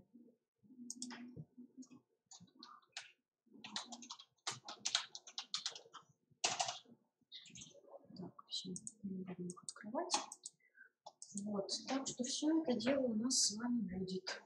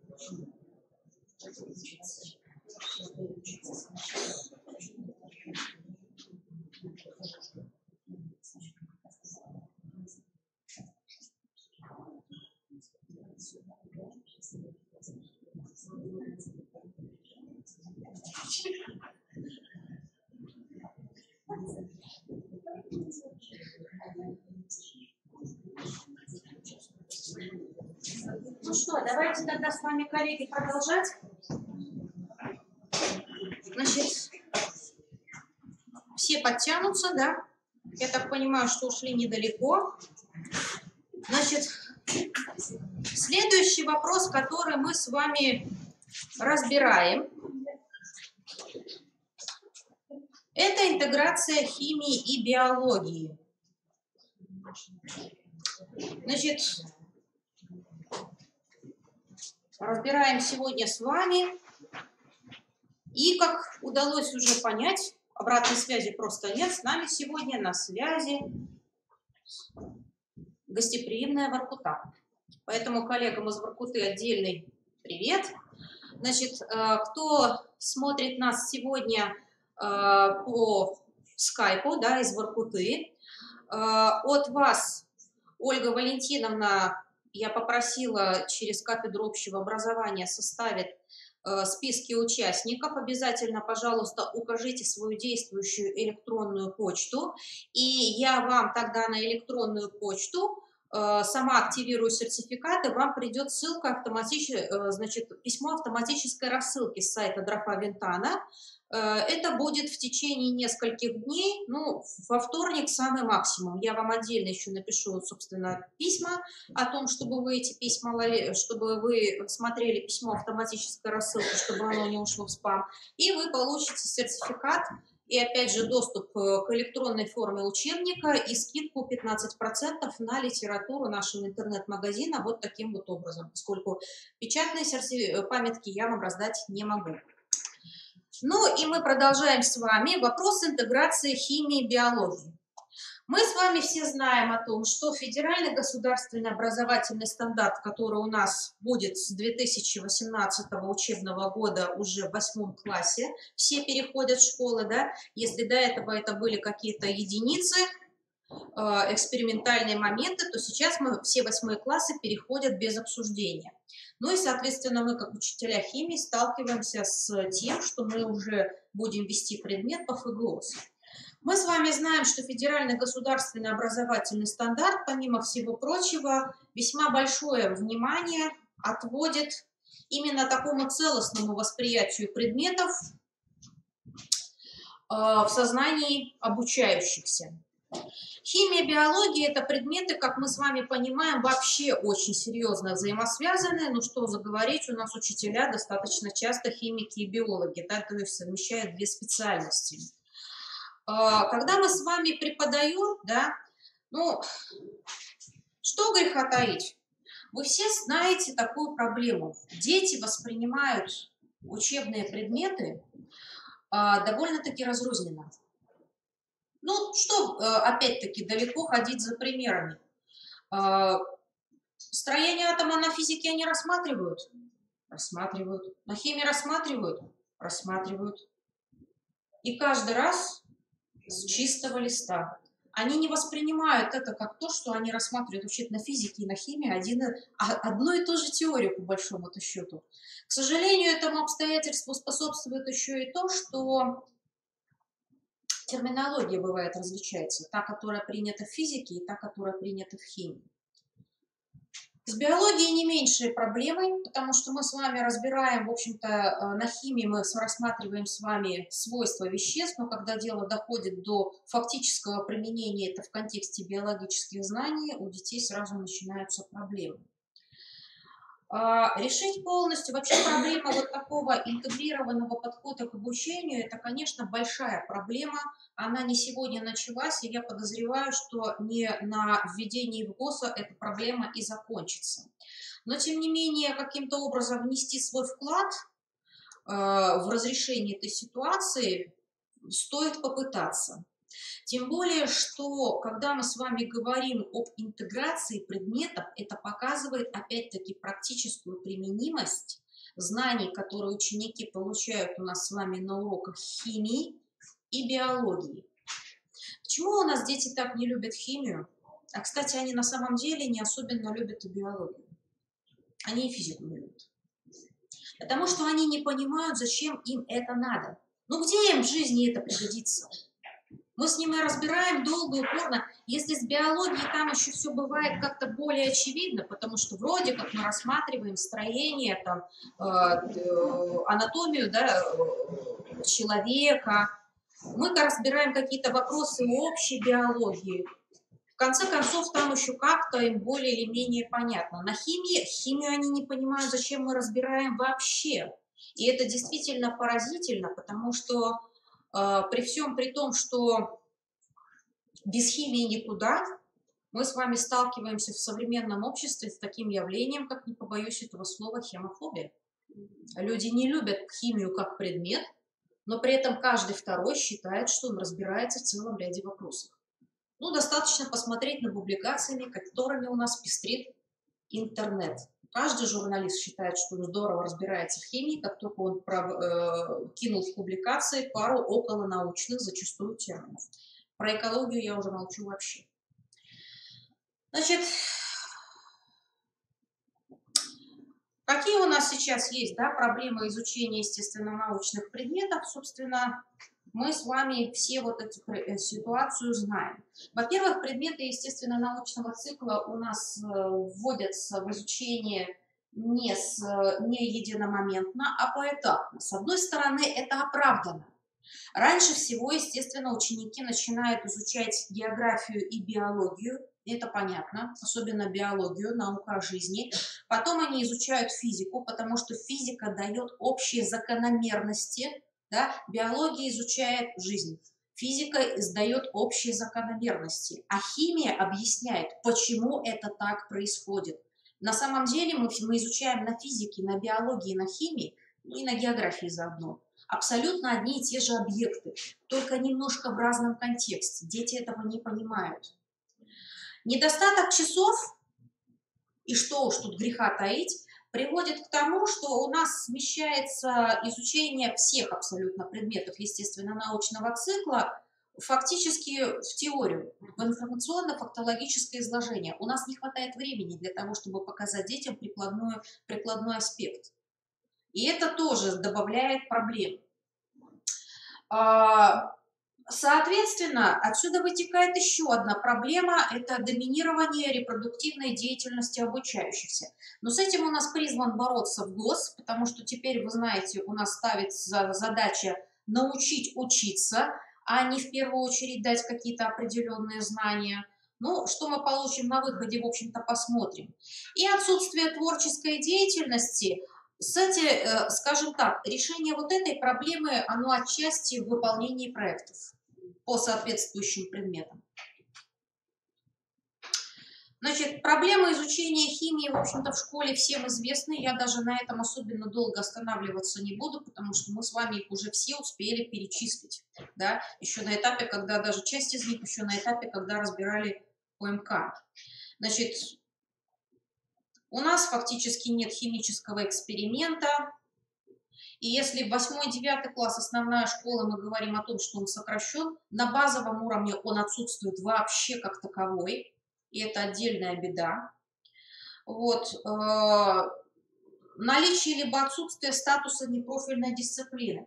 Вот профилизация, которую ввел в ГОС, и даже не в ГОС, а федеральный компонент в ГОС, потому что у нас уже сейчас, в общем-то, есть, да, профильное базовое изучение. В ГОСе это будет базовое углубленное изучение. Вроде бы, с одной стороны, это хорошо и логично, потому что это позволяет, в общем-то, детям выбрать более углубленное изучение тех предметов, которые они предполагают в дальнейшем уже положить в основу своей профессиональной деятельности. Тут все хорошо. Но непрофильные это предметы, которые остаются, они оказываются фактически, ну, сами понимаете, в каком положении. Часовой курс, и об этом уже очень много говорится, он неэффективен просто априори. Потому что час в неделю – это время ни о чем, строго-то говоря. И это добавляет сложностей в наш и без того нелегкий, кстати сказать, предмет. Значит, задача вот такого интеграционного подхода – это обеспечить такое осознанное усвоение содержания предмета, причем в комплексе, и, конечно, развить логическое мышление. Вот логика, о которой столь много говорят, логическое мышление, критическое восприятие информации, смысловое чтение, потому что это все грани абсолютно одной и той же проблемы. Это все логика. Они говорят много. И вы сами, собственно говоря, знаете, что если у человека все в порядке с логикой, то в ряде случаев он может просто-напросто логически найти правильный ответ при решении какой-то проблемы, даже если он не знает, собственно говоря, вычислить, как говорится, этот ответ, просто дойти до него. Вот когда-то в свое время все интеллектуальные шоу были построены по такому принципу. Вот что, где, когда. Знать все невозможно. Но обладая железной логикой, по крайней мере, так было раньше, потому что сейчас тоже там все больше смещается в знание факта. Ты либо знаешь, либо не знаешь. Это неправильно. В этом были смыслы заданий на олимпиадах. То есть абсолютно все знать невозможно, но обладая логическим мышлением, на ряд задач можно было найти ответ. Так вот, когда мы заставляем детей под разными точками зрения смотреть на определенную проблему, ну, мы, по крайней мере, хоть какие-то попытки предпринимаем воззвать к их логике, потому что говорить о том, что мы закладываем логическое мышление, ну, в 8 классе уже поздно закладывать, мы можем только полировать то, с чем они к нам пришли. Это была задача, в общем-то, не побоюсь этого слова, начальной школы. Вот, значит, мы понимаем, что использование такого интегративного подхода – это одна из наиболее методически сложных задач учителя. Почему, я думаю, все это понятно? Потому что выбрать тему, согласовать, подобрать эту тему так, чтобы, скажем так, на разных предметах ученик уже изучил определенные факты, прежде чем мы начнем их связывать в единое целое. Это все действительно сложно. Уровни интеграции бывают разные. Ну, самое простое, кстати, мы это достаточно часто используем, пытаемся во всяком случае, это использование на уроке понятий и представлений, которые получены из других учебников. Но мы все с вами знаем, да, мы обращаемся, когда разбираем, допустим, курс неорганики, мы там и к географии обращаемся, да, потому что всевозможные там полезные ископаемые, всевозможные там алмазы, изумруды и так далее и тому подобное, мы все это вроде бы как упоминаем. Это хорошо, но этого недостаточно. Есть такая вещь, как интегрированные уроки. Это очень хорошо, потому что на этом уроке по разным предметам мы используем какие-то общие принципы, и таким образом у детей пытаемся связать все воедино, но с интегрированными уроками своя сложность. Но сколько интегрированных уроков за год можно провести? Ну, скажем так, если в вашем распоряжении 2- или 3-часовой курс химии, может быть 2 за год. Если речь идет о базовом изучении 1-часовом, это будет 1 за год. Интегрированный урок, он не просто урок ради урока. Это не галочка, это не открытый урок и не показательное изучение какой-то темы. Интегрированный урок – это прежде всего подведение какого-то определенного подытога за какой-то период. Да? Поэтому, если мы с вами говорим о базовом курсе, это может быть только интегрированный урок в конце года, когда мы пытаемся, выбираем какую-то тему, и тогда уже задействуя, заставляя детей вытаскивать какую-то там информацию, которую они уже имеют, мы освещаем ту или иную проблему. Вообще интегрированный урок – это, конечно, наиболее эффективно и в полной мере эффективно в старших классах, потому что они уже, ученики к этому времени не только обладают фактически хорошим набором знаний. Если мы говорим о химии, то и из органики, и из неорганики. Они уже изучили весь практически курс химии, строго-то говоря. Но они еще к этому времени приобретают уже какой-то определенный жизненный опыт. И вы сами знаете, критически оценить какой-то и разобрать какой-то вопрос или какую-то проблему можно, начиная с определенного возраста. С пятиклашками, наверное, нет смысла разбирать какую-то подобного рода проблему, хотя какие-то там навыки, подходы мы им привить можем. Вот 10-11 класс – это уже да. Это уже фактически, ну, сформировавшиеся, скажем так, личности, взрослые ребята, и с ними можно обсудить эту проблему. Но у нас нет времени, потому что на базовом уровне у нас час, а на углубленном уровне у нас ЕГЭ. И там у нас, как бы то ни было, хотя мы много говорим о том, что нельзя сводить изучение предмета только к подготовке ЕГЭ, но мы с вами понимаем, что фактически у учителя нет выхода, потому что если мы преподаем предмет на углубленном уровне, это один из основных критериев оценивания нашей с вами работы. Поэтому при всей своей эффективности интегрированные уроки – это вещь экзотическая. Поэтому тем более, когда мы выбираем какую-то тему для интегрированного урока, здесь нужно подумать, а что мы, собственно говоря, выберем. Ну и что касается интегрированных учебных курсов, скажем так, в нашей школьной повседневной жизни это пока еще супер экзотика. Вроде бы есть естествознание, это интегрированный учебный курс теоретически. Но, во-первых, практически естествознание не заменяет ни физику, ни химию, ни биологию, ни географию. Ну и помимо всего прочего, у нас не такое большое количество школ может похвастаться этим предметом. А вообще, по-правильному, по уму, по логике, это должно быть дополнение к предметным курсам, но никак не их замена. Ну, это отдельная проблема, не будем, как говорится, о больном. Значит, функции таких вот межпредметных связей, это, в общем-то, нам с вами все понятно, да, то есть я не буду пересчитывать то, что мы берем из нормативных документов, это вы, в общем-то, прочитаете и сами. По крайней мере, это попытка показать детям, что то, что они изучают на других предметах, оно воздействовано и на нашем с вами предмете. Самое главное, если мы говорим о химии, то это жизненно важно. Химия – это жизнь. Когда берешь в магазине продукты, понимаешь это особенно остро, что химия – это жизнь, правильно? Вот.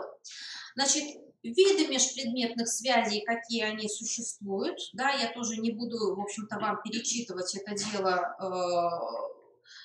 оно у вас останется, мы с вами лучше разберем более такое предметное содержание, да, и организационно-методические межпредметные связи, какие они есть, какие есть критерии и какие, собственно говоря, есть виды межпредметных связей. Это мы все с вами знаем. Теперь давайте поговорим о взаимосвязи химии и биологии. Есть традиционно, скажем так, темы, которые довольно-таки часто используются для того, чтобы показать взаимосвязь химии и биологии. Ну, например, химическая организация клетки, или там дыхание, то же самое, да, или там, когда мы говорим об основах классической экологии, это круговорот веществ в природе. Ну и так далее и тому подобное. То есть это я все сейчас, что называется, так вот пролистываю с вами. Просто-напросто почему? Здесь мы сталкиваемся с интересной вещью. Вроде бы, с одной стороны, это абсолютно очевидно взаимосвязанные темы. С другой стороны, ну, давайте посмотрим друг другу в глаза. А кому это интересно? Ну, кому интересно, скажем так, роль воды в эволюции жизни на планете? Нет, ну, в общеразвивающем смысле, может быть, это интересно. Как это взаимосвязано с нашей простой мирной повседневной жизнью? Или биохимические процессы, которые протекают в организме, так как это разбирается обычно часто на уроках химии и биологии. Ну, кому это интересно, кроме детей, которые, может быть, собираются потом стать врачами? Да никому. Поэтому, не снимая значимости, я это говорю не к тому, что не надо показывать детям взаимосвязь вот в этих темах, когда мы их разбираем. Но выбирать их как основу интегрированного урока, это, с моей точки зрения, неправильно. Именно потому, что вот в таком варианте это просто-напросто детям неинтересно.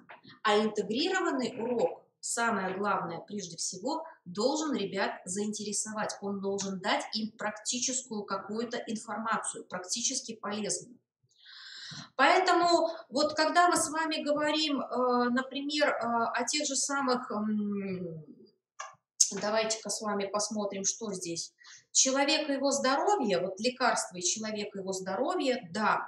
Но разбирать, например, эту тему не в контексте того, что от чего мы там используем такое лекарство, от чего другое, а практически значимая информация, хотя она уже выходит, наверное, за грань биологии и химии, и это скорее задачи ОБЖ, если мы с вами говорим. Правила первой помощи. А почему, собственно говоря, чем можно запивать лекарства, чем нельзя, и почему вот этим можно этим, а вот этим вот нельзя, вот это практически значимая информация. Потому что говорить, к примеру, о том, что вот это вот лекарство ни в коем случае нельзя запивать морсом, знаете, ну, вы же сами знаете, что такое подростки. Ну нельзя и что они говорят? Ну, а если я не послушаюсь, как они говорят, и чё? Они должны понимать, что на самом деле это же не просто так запрет, который возник на ровном месте, а это связано просто с тем, что лекарство при этом переходит из одной формы в другую, и лекарством-то, собственно, быть перестает. Оно становится балластом, который откладывается в почках и рано или поздно может привести просто-напросто к образованию камней зачастую. Это если проблемы с почками, а проблемы через одного. То есть вот в таком ключе, да, есть, опять же, такая вот классическая, мы с вами посмотрим содержательную часть, которая касается вопроса катализа и катализаторов, да, потому что это вопрос, который связан с тем же самым закваской, да, с получением ряда продуктов, и мы, скажем так, это можем просто совместить, когда изучаем тему катализ и катализаторы, да, классические эксперименты там сквашиванием молока, вот это вот все, значит, примеры, которые можно привести. На биологии мы, собственно говоря, разбирали эти вопросы. Тут же мы, собственно, разбираем, почему работают катализаторы, разбираем, что такое энергоактиваторы, энергия активации, да, говорим о том, что катализаторы изменяют скорость химической реакции. Здесь можно пообсуждать и тут же, в общем-то, обратиться к такой теме, как ферменты. На биологии к этому времени они уже эту тему разбирали. Можно им снова показать вот эту вот таблицу, где показано, да, собственно говоря, какие ферменты у нас где содержатся, вот, и для чего они, собственно говоря, нужны, то есть на что они помогают человеку переварить. Да, в общем-то, тоже интересный такой момент. Вот, можно провести здесь интересный лабораторный эксперимент, ну и закончить все вопросами про ингибиторы и информацией про антиоксиданты. В принципе, стандартная штатная тема, и достаточно часто, только так вот глубоко не обращаясь к биологии, мы, в общем-то, этот урок так и проводим. Ну, почему нет? Это тоже имеет свой положительный эффект. А теперь давайте с вами разберем содержательную часть урока со старшеклассниками, потому что, ну, это более будет эффективно, если мы такую тему разберем с учениками более старших классов.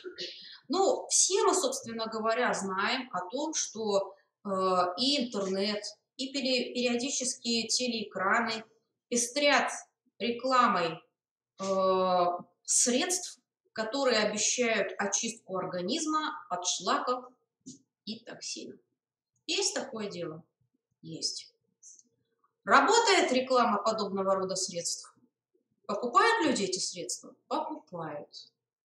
А почему они их покупают? А потому что они уже ничего не помнят ни с химией, ни с биологией. И, собственно говоря, это тот самый момент, когда люди забывают что-либо полезное для себя, именно потому что считают, что им это никогда в жизни уже не пригодится. Перед вами, собственно, скриншот с одного из сайтов. Даже я не стала приводить с какого конкретно, потому что их таких в интернете хоть пруд пруди, чтобы не сказать более грубо. Да? Очистка организма с помощью энтеросорбентов. Дабы вы не напрягали свое зрение, хотя этот материал у вас останется, я вам прочитаю, собственно говоря, только первый параграф введения. Да? В случае, если у человека отмечается очень резкое снижение иммунитета, чрезмерная слабость, какая-то хроническая патология либо заболевание, которое требует постоянного применения тех или иных средств, тогда ему необходимо в обязательном порядке очистить организм при помощи энтеросорбентов. Такое лечение, такое очищение рекомендуют и людям старше 70 лет, а также больным с тяжелыми патологиями сердечно-сосудистых сердечно-сосудистой системы. Противопоказаний к такому типу очищения не имеется. Чтобы очистить организм данным образом, необходимо приобрести следующие энтеросорбенты. Энтеросгель, полифипан, либо сорбент МКЦ. Помним, да, микрокристаллическая целлюлоза. При всех недугах и состояниях, которые были представлены вашему вниманию чуть выше, отмечается 5-я либо 6-я степень зашлакованности организма. Так как на данных стадиях очень быстрое очищение организма может стать причиной самоотравления, весь процесс нужно проводить постепенно.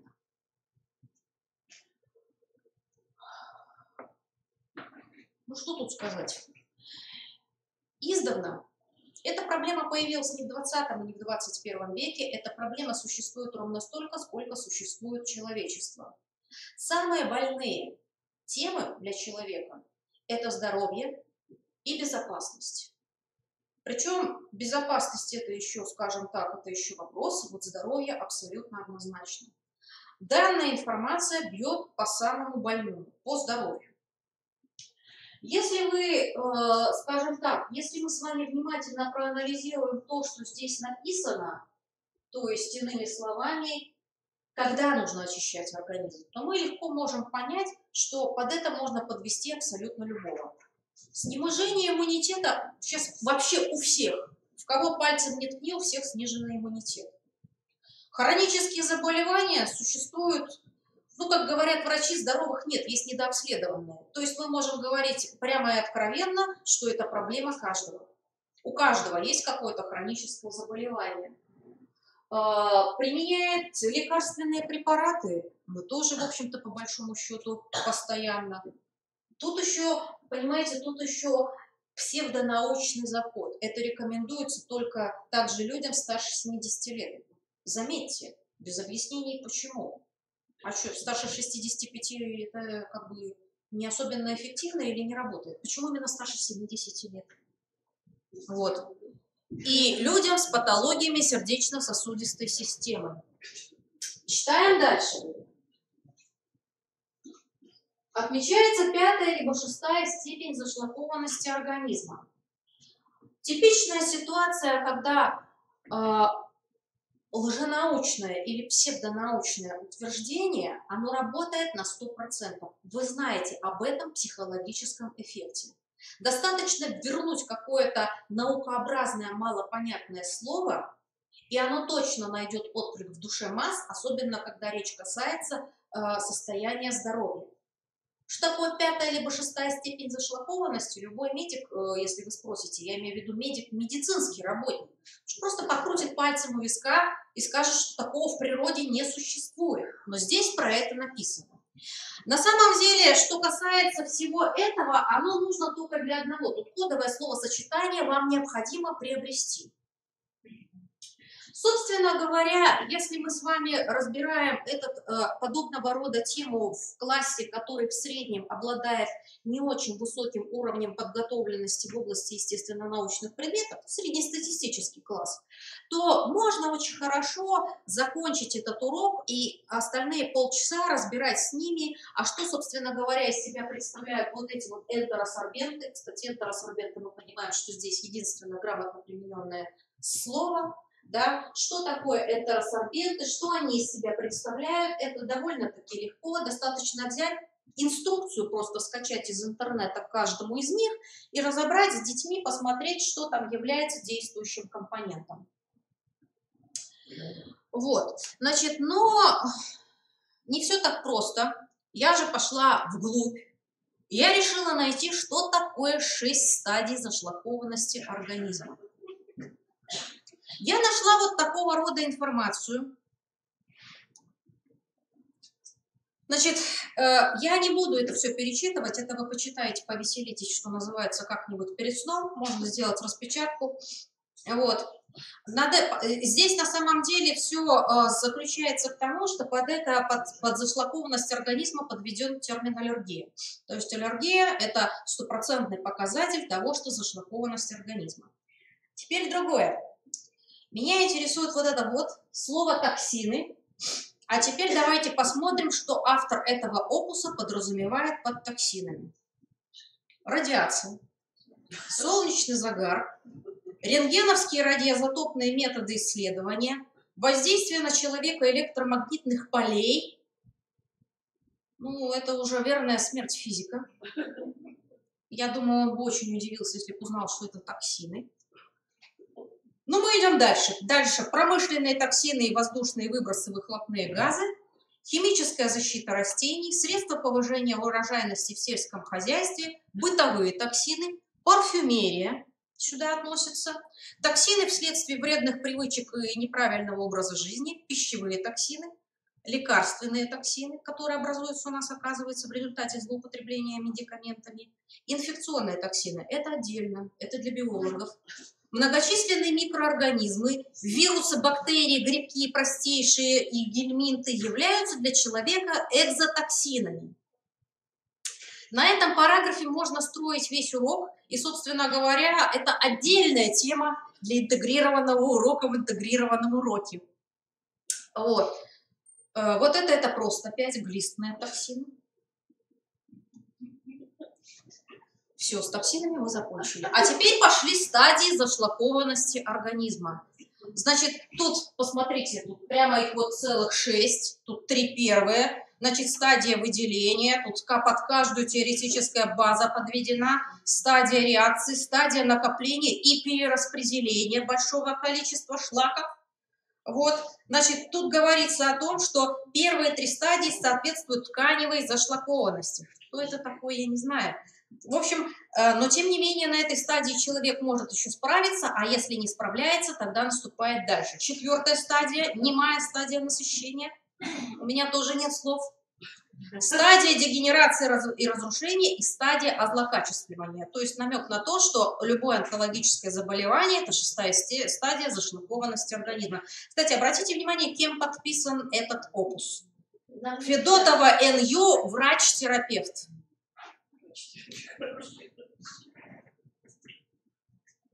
В принципе, без слов, но не смешно. У людей в головах существует несколько предубеждений, вообще таких стойких вот верований. Первое из них заключается в том, что существует волшебная пилюля от всего. Максимум таких пилюль нужен курс. Хорошо они согласны пропить в течение 4 месяцев. Это я вам предыдущую еще не дочитала, вот это, с чего мы начинали. Там же сказано, что быстро чиститься нельзя.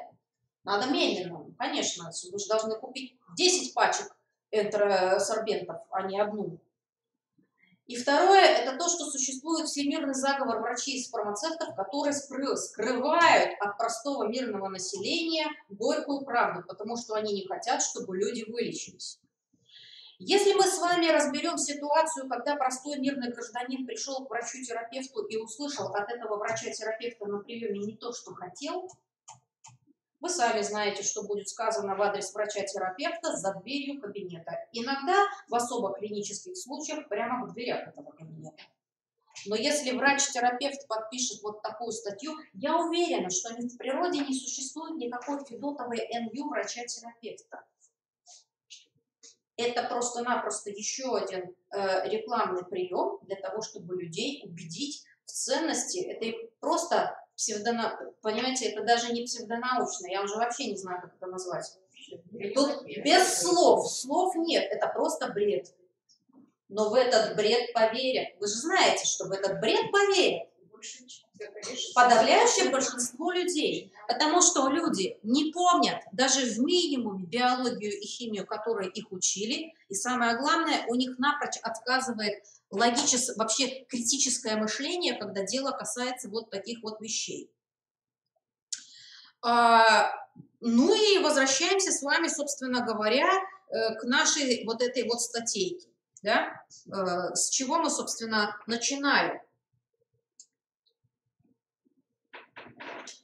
Давайте с вами разберем, что действительно является токсином. Ну, хотя бы даже, если так, в общераспространенном, хотя и химически неправильном, с химически неправильной точки зрения. Что такое токсин? Какие-то вредные вещества, чуждые человеческому организму. Да? В принципе, как химики мы с вами понимаем, что все вредные человеческому организму вещества действительно существует не очень большое количество путей, которыми они попадают в организм. Понятно, что они попадают с воздухом и водой, понятно, что они попадают с продуктами питания. Что касается лекарств, я бы вообще не трогала эту тему по той простой причине, что, знаете, современная вот эта фобия к лечению лекарствами на фоне того, что все повально увлекаются самовлечением, это вообще отдельная абсолютно тема для разговора. Про антибиотики уже давно пора вводить интегрированные уроки, причем не на биологии, а на ОБЖ, потому что это уже вопрос, понимаете, это уже вопрос выживания нации. Уже Всемирная организация здравоохранения не зря бьет тревогу по всем колоколам. Но ее, как всегда, никто не слышит на данном этапе. Вот. Химические вещества. Все-таки, согласитесь, и мы с вами знаем, и как биологи, и как химики, что основным путем поступления этих вредных веществ в организм человека является вода или пища. Для нас это не имеет значения. Мы с вами говорим просто-напросто о том, что это попадает в организм, в пищеварительную систему. Теперь возвращаемся к нашим с вами сорбентам. Вот этим вот самым энтеросорбентам. Что из себя, вот кто-нибудь из вас знает, что из себя представляют эти энтеросорбенты с химической точки зрения? Что у них основное действующее вещество? Ну, МКЦ, микрокристаллическая целлюлоза, тут все ясно. Что касается всего остального, вы можете посмотреть, но, в общем, это угольные сорбенты. В основном своем, да. Полифипан абсолютно точно, энтеросгель туда тоже, если я правильно помню, что-то такое входит. Я не стала приводить, собственно говоря, распечатку здесь с инструкцией. Что, как вы думаете, вообще что по себе означает термин фармакокинетика, который у нас печатают в инструкциях? Что это значит? Как это лекарство или препарат в данном случае действует в организме?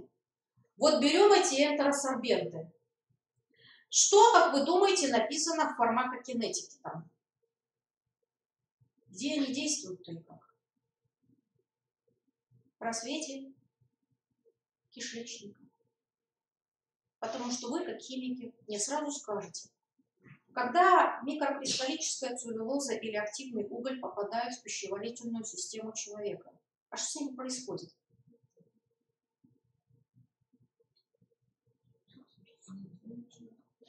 Ничего. Ничего с ними не происходит. Они благополучно дальше идут в толстый кишечник. Они не перевариваются, не расщепляются и не уходят в кровь. Они работают в просвете кишечника. Это значит, что они просто автоматически вот туда просто инертно ушли и попутно на себя начинают сорбировать все, что, как говорится, под руки попадется. Попадутся там какие-то токсины, отравляющие вещества, они насобирают их. Ежели что полезное попадется, они и это на себя насобирают, потому что все сорбенты, они обладают практически в основном неизбирательной сорбцией. Эту проблему периодически пытаются решать, модифицируя сорбенты, вводя туда какие-то функциональные группы, которые позволяют, например, действовать более или менее избирательно, условно, по отношению к тому или иному, но мы будем говорить так попросту, к той или иной группе, ну, вредных веществ, скажем так, да? потому что мы же с детьми не будем полную химию вот этого всего разбирать. Мы на открытом уроке, и дети наши не настолько прям глубоко обладают познаниями, хотя если вы дадите кому-то это в качестве проекта по химии, вот тут можно заставить просто-напросто ученика в этом разобраться. Особенно, но это должен быть сильный ученик, то есть он должен хорошо знать химию и биологию. Это не базовый уровень, это хороший углубленный уровень знания предмета. Может, у вас есть какой-нибудь в конечном итоге олимпиадник или тот, кто собирается сдавать ЕГЭ. Вот такой проект ему дать и заставить его разобраться не по индивидуальным веществам, а хотя бы по группам. Итак, мы имеем с вами энтеросорбенты, которые никак, собственно говоря, не усваиваются организмом человека, они уходят в просвет кишечника, и там, в общем-то, более или менее, но в основном неизбирательно сорбируют те или иные вещества. Ну, хорошо, назовем токсины, потому что в конечном итоге мы с вами знаем, первая помощь при отравлениях, ну, в большинстве, скажем так, далеко не всегда, но это сорбенты, активный уголь. Даже не надо тратить многие там десятки и сотни рублей. В конце концов, достаточно пачку активного угля выпить. Он копеечный, вреда организму не наносит никакого и 100% поможет. Теперь давайте с вами разбираем те же самые загрязнители. Токсины, собственно говоря. Вот попадают они в организм. И дальше что с ними происходит? Вот они-то, да, в результате пищеварения всасываются и уходят в кровь. Частично они выводятся благодаря чему? Да, благодаря нашей почке, печень в конечном итоге есть, да. То же самое касается и того, что поступает в организм из воздуха. Это вообще отдельная песня. Оно просто через легкие уходит, что называется, в кровь. Это только частично. А дальше куда оно девается из крови? Разносится по организму и, говоря умным химическим языком, аккумулируется в зависимости от своей химической природы в тех или иных органах или тканях. Совершенно верно. Если речь идет о тяжелых металлах, они вообще по большинству своему имеют обыкновение кальций вытеснять из костей и просто-напросто включаться в эту структуру. Там все остальное, всякая эта органика, там химия, у них свои, что называется, заморочки.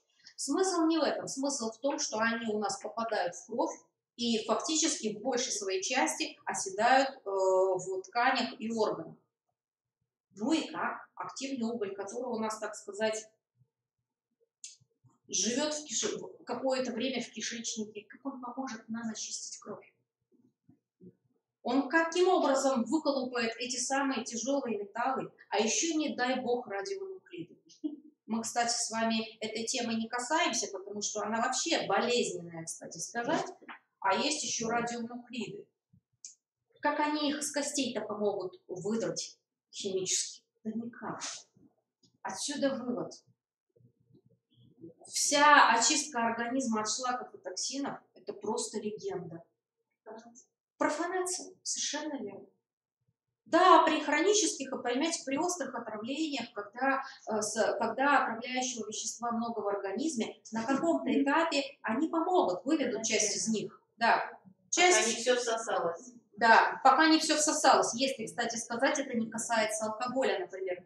Того же самого метанола. Мы с вами знаем, что 15 минут потолок, и это прямо из желудка уходит в кровь. Тут никакой энтеросорбент не поможет. Тут даже промывание это бесполезно делать, по большому счету. Если человек не ел, то есть он выпил что-то на голодный желудок, да, алкоголь, то это все по сути своей. Если речь идет о просто отравлении там, этанолом, будем говорить там, да, то тут необходима врачебная помощь. Если, не дай бог, о метаноле речь, то тут экстренная врачебная помощь необходима, потому что такое метанол, вы все знаете. Там 30 миллилитров – это все. Пороговая доза и 15 слепота необратимая. Это помимо всех всевозможных остальных прелестей. То есть вот люди не понимают, что вот то, что вот это вот, понимаете, это еще тот самый случай, когда люди просто расстанутся с сотнями рублей, будут пить это в надежде на чудо. Понятно, что чудо не произойдет, хотя, конечно, самовнушение – это серьезная штука, но мы же с вами понимаем, что с медицинской точки зрения самовнушение, оно срабатывает в единицах случаев-то на самом-то деле. То есть это просто выброшенные деньги на ветер. Но ведь в ряде случаев это приносит вред. Когда люди начинают, уверовавшись в то, что все их проблемы проистекают от зашлакованности организма, заменять нормальное, квалифицированное медицинское лечение вот подобного рода профанации. И тогда к врачам они обращаются уже просто-напросто слишком поздно. Такое имеет место быть? Конечно, имеет. Яркий пример этой тому, это, конечно, не связано с энтеросорбентами, но это общество отрицающих ВИЧ. Ведь смертельные исходы уже были. И были смертельные исходы детей. Потому что родители, начитавшись вот такого вот псевдонаучного бреда, уверовали в то, что этого заболевания не существует, а существует всемирный заговор фармацевтов, и начинают заниматься непонятно чем, лечить от непонятно чего, непонятными препаратами по странным рекомендациями неясных людей, которые, кстати сказать, в интернете-то существуют в половине случаев просто-напросто под вымышленными никами, да, под псевдонимами. И это приводит к большой беде.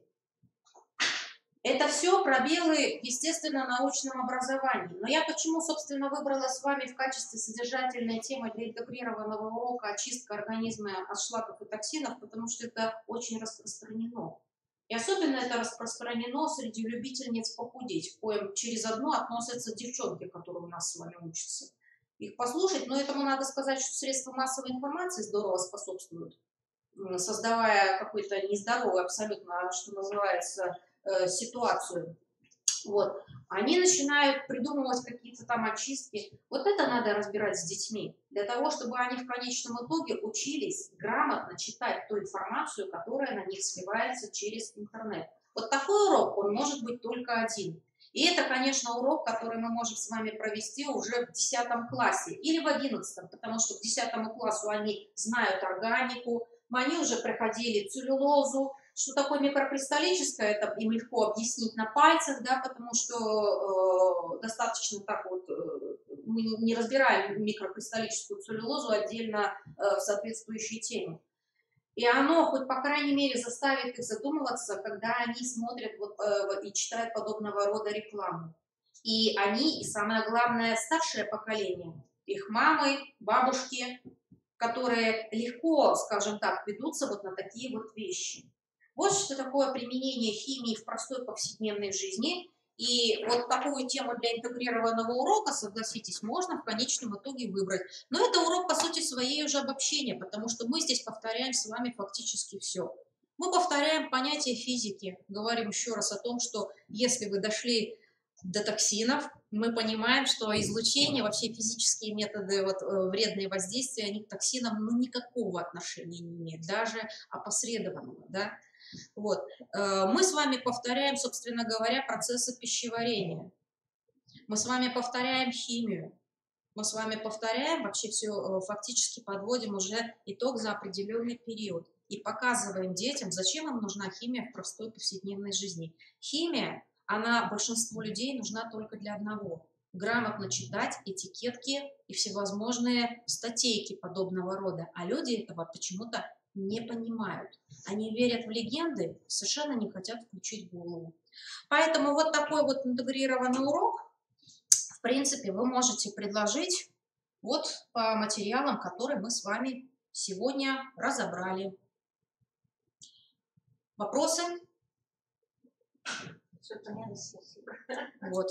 Я вам эту презентацию оставлю, чтобы она у вас была. Потом, может, еще как-нибудь повеселитесь, разбирая ее со своими, собственно говоря, учениками. Ну, или хотя бы дома посмеетесь. Может, у вас врач кто-нибудь из родственников. Тоже будет, я думаю, что весело. Вот. У нас сейчас 4 часа. Коллеги, давайте по-честному сделаем 5-минутный перерыв, потому что мы еще разбираем проектную деятельность. Да? Все. Давайте тогда 5 минут перерыв.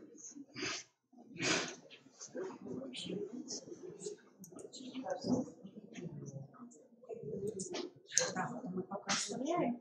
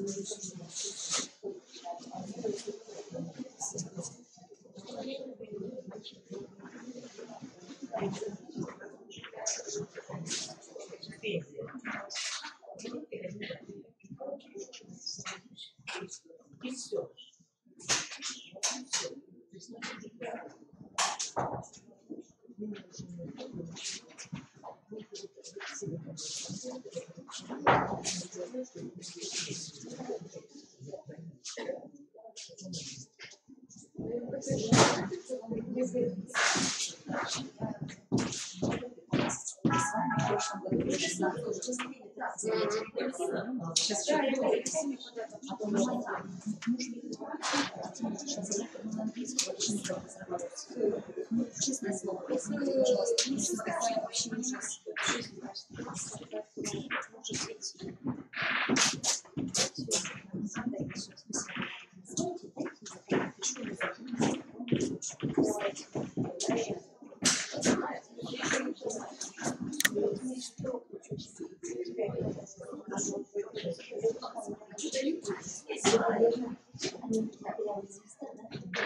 Ну, я оставлю и попрошу, чтобы разместили на сайте.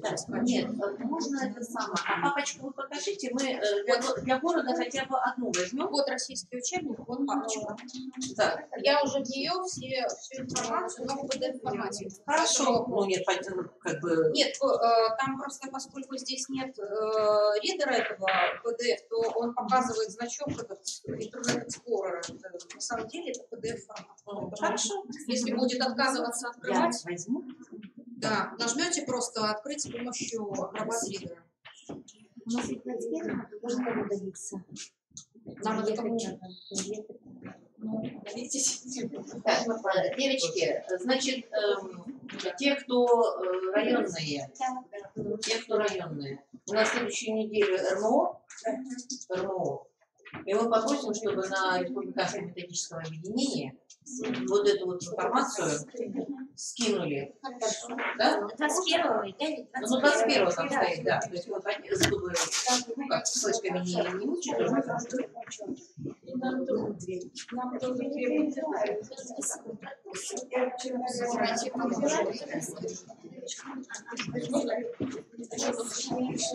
Нам останется, которые сидят.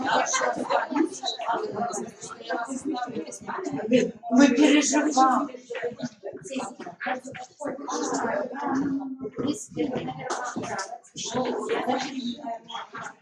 Нет, мы на попробуем, чтобы на сайте договора мы сделали.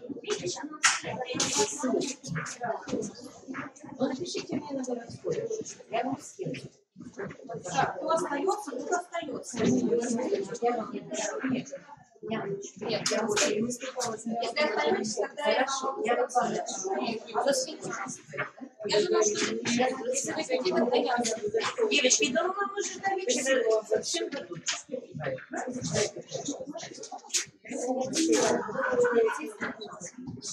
Ну, будет нам информация, что у вас Я напишите мне письмо, Александр Ильич, вы хотели информацию, и я вам перекину. Я возьму.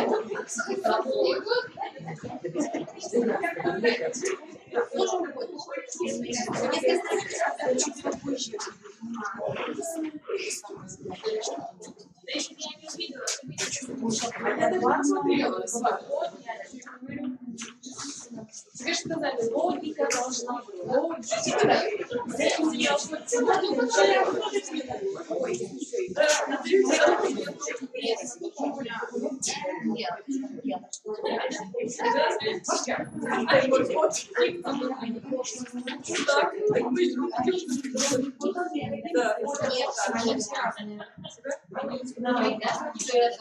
Это вот при регистрации, да? Все, давайте садимся и продолжаем. Так, ну вот, коллеги. Вас так вот не дурит? Нет, я сейчас закрою. Мы так что-то переживаем. Я открыла на переменку, поэтому я сейчас закрою.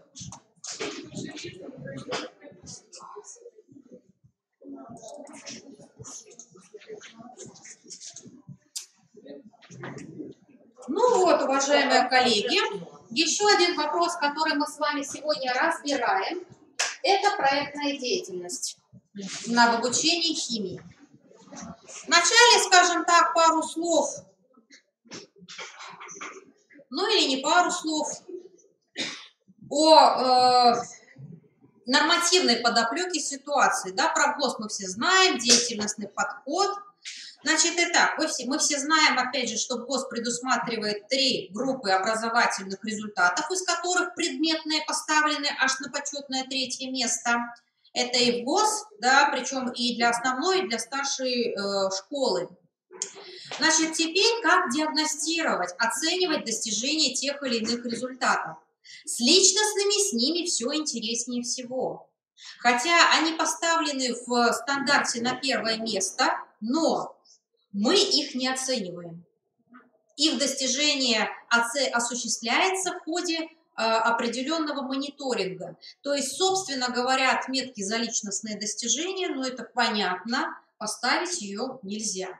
Чего не скажешь о метапредметных результатах, потому что основная процедура итоговой оценки метапредметных результатов – это защита индивидуального проекта. Об этом говорится, обратите внимание, в примерной образовательной программе. Ну и с предметными результатами, с ними все проще всего, поэтому на них не останавливаемся. Итак, проектно-исследовательская деятельность. Как основная, так и программа развития универсальных учебных действий как в основной, так и в старшей школе предполагает, да, формирование исследовательской культуры и проектно-исследовательской деятельности, либо тогда уже наиболее полное использование, да, то есть формирование системных представлений проектной и учебно-исследовательской деятельности. Для чего нам нужна проектная деятельность? Помимо всех этих умных слов, которые здесь написаны, и это действительно так, они выписаны и из стандарта, из программы, и это в принципе методические, что называется, работы. Для чего нужен проект по химии? Прежде всего, для того, чтобы показать детям значимость нашего предмета в простой, повседневной, мирной жизни. Проектная деятельность – это, наверное, первый и последний такой всеобъемлющий инструмент, который доступен учителю на уроке. Потому что мы уже с вами говорили, у нас времени не хватает даже на то, чтобы провести интегрированный урок. Что уж говорить про все остальное. А вот когда мы даем ученику, ребенку проект, то тут уже, что называется, мы можем по полной программе обеспечить его погруженность в ту или иную проблему. Ну, в соответствии с его познаниями, конечно, в области химии, потому что, скажем так, троечник и отличник погрузиться могут в проблему по-разному, это естественно. Проект позволяет нам, не побоюсь этого слова, заставить учеников в процессе работы над проблемой критически оценивать информацию, которую он, собственно говоря, находит. Более того, проект в принципе позволяет нам заставить обучающихся работать с нормальной информацией, потому что теоретическая часть, естественно, есть в любом проекте, то, что мы бы назвали с вами интовзором, говоря, попросту говоря, этим умным языком. Мы здесь можем проконтролировать, чтобы ученик пользовался не только книгами, но и статьи, соответственно, потому что сейчас возможности сети интернет позволяют найти научные статьи на ту или иную тему. Даже тезисов с конференции иногда бывает вполне себе достаточно. В конце концов, у нас же ребенок не диссертацию пишет и даже не диплом по выбранной теме. Тезисов с конференции, там каких-то кратких сообщений зачастую бывает вполне достаточно, но он их хоть будет читать. Можно и статьи найти. Если, скажем так, библиотека подключена к каким-то базам, а, как правило, библиотеки все имеют выходы на базы научных статей, можно там что-то поставить ребенка, пошерстить. Совсем уж углубляться, естественно, не надо, но проработать действительно научную литературу грамотную ученик, естественно, должен по той или иной проблеме. Итак, проекты. В чем разница между проектной и исследовательской деятельностью? А примерно в том же, в чем разница между фундаментальной и прикладной наукой. Проект – это учебно-познавательная и так далее деятельность, но она, как правило, направлена на достижение вполне конкретного, заранее хорошо прогнозируемого результата. Исследовательская деятельность – это тоже работа над какой-то проблемой, но здесь может иметь место быть заранее неизвестное решение. И даже то обстоятельство, что научная новизна ни в коей мере и ни при каких случаях не является критерием оценивания учебно-исследовательской деятельности, не исключает работу в процессе выполнения проекта над проблемой с заранее неизвестным решением. Дети, когда у нас с вами работают над проблемой, они открывают у себя субъективно новое знание. Выводы могут быть неожиданными даже для нас с вами иногда. Но это субъективно новое знание. Поэтому подходить к оцениванию ученических работ с позиции научной новизны, но это просто недопустимо. Потому что мы с вами имеем дело с процессом обучения. Вот. Это, собственно говоря, самое главное отличие учебно-исследовательской деятельности от, собственно, научного исследования. Да? Ну и теперь о проектной деятельности в основной школе. Значит, если мы с вами говорим об основной школе в контексте предмета химия, то мы с вами знаем, что в соответствии с ФГОС проектная деятельность в 8-9 классе не является обязательной. Это уже исходя из возможностей, скажем так, ученика, учителя и материальной базы. Вот. Но, значит, что у нас под собой подразумевает в любом случае проектная деятельность? Какой-то, естественно, продукт, причем в переносном смысле зачастую, процесс. Процесс мы оцениваем в любом случае. Ну и защита. Вы же знаете, что любую, даже хорошую работу можно просто-напросто, говоря таким студенческим сленгом, завалить безграмотной защитой. А иногда можно докладывать, в общем-то, об абсолютно рядовой теме, но так блистательно, что получить за это смелую пятерку и сорвать овации. В том числе и директора, который зайдет на шум послушать, а что ж там такого интересного происходит. То есть это все действительно зависит от исключительно ученика.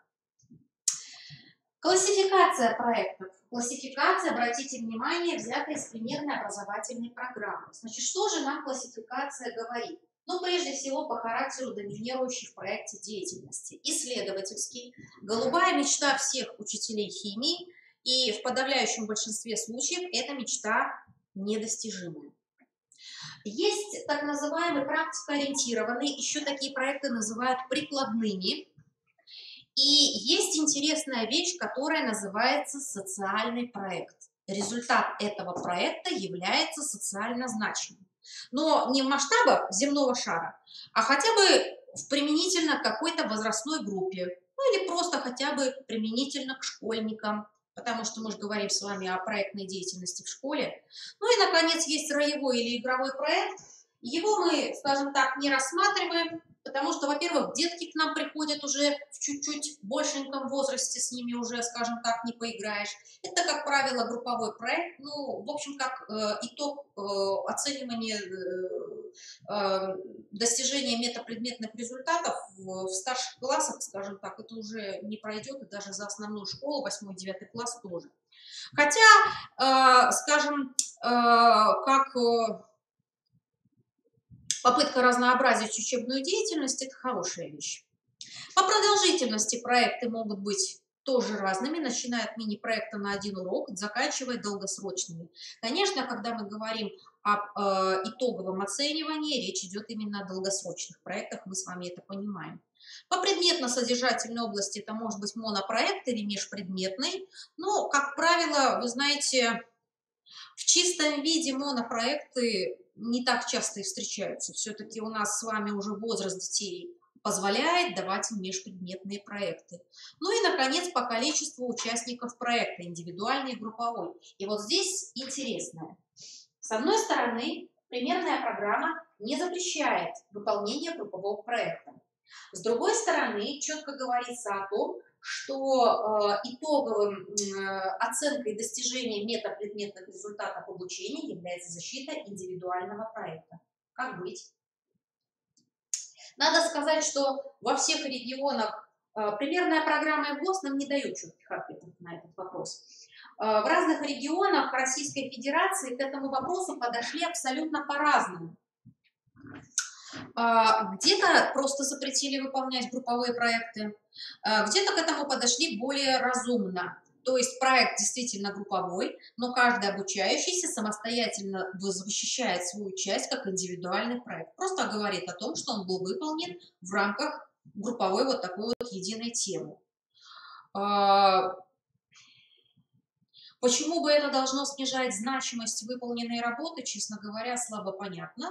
Поэтому здесь уже будет зависеть все от того, как это будет, скажем так, какое общее решение будет выработано на региональном уровне.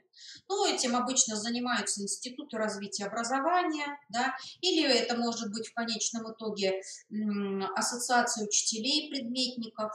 Это может быть учебно-методическое объединение, но лучше, если будет единый подход, чтобы от школы к школе все-таки не наблюдалось разночтений, ну, во избежание лишних проблем. Поэтому этот вопрос нужно просто коллективно решить. Вот как вы будете считать вот лично хотя бы в городе Сыктывкар или в республике Коми вообще. Формы организации учебно-исследовательской деятельности, они тоже, в общем-то, понятны. И на урочных занятиях это может быть и на внеурочных занятиях. То есть здесь мы с вами особенно долго не останавливаемся, тем более, что это содержится в примерной образовательной программе. Теперь, как представляются результаты проектной деятельности? Ну, самая очевидная вещь – это какая-то письменная работа, это мы с вами понимаем. Это может быть, помимо письменной работы, какой-то материальный объект, ну, макет какой-то. Это могут быть вообще отчетные материалы и мультимедийные продукты. То есть, если на выходе получается видеоролик 5-минутный, а почему, собственно говоря, нет? Кто сказал, что это не может быть результатом проекта по химии? Может быть. Это же зависит от того, какая, собственно говоря, тема и что мы с вами ждем на выходе. Это может быть какой-то буклет, это может быть памятка, там, стенгазета. В конечном итоге, если речь идет о представлении результатов учебно-исследовательской деятельности, это могут быть какие-то статьи, заключения, это может быть участие в конференции. Почему нет? Для ребенка это будет интересным опытом. Вот. Единственное, что, опять-таки, хотелось бы, чтобы это не заходило в ранг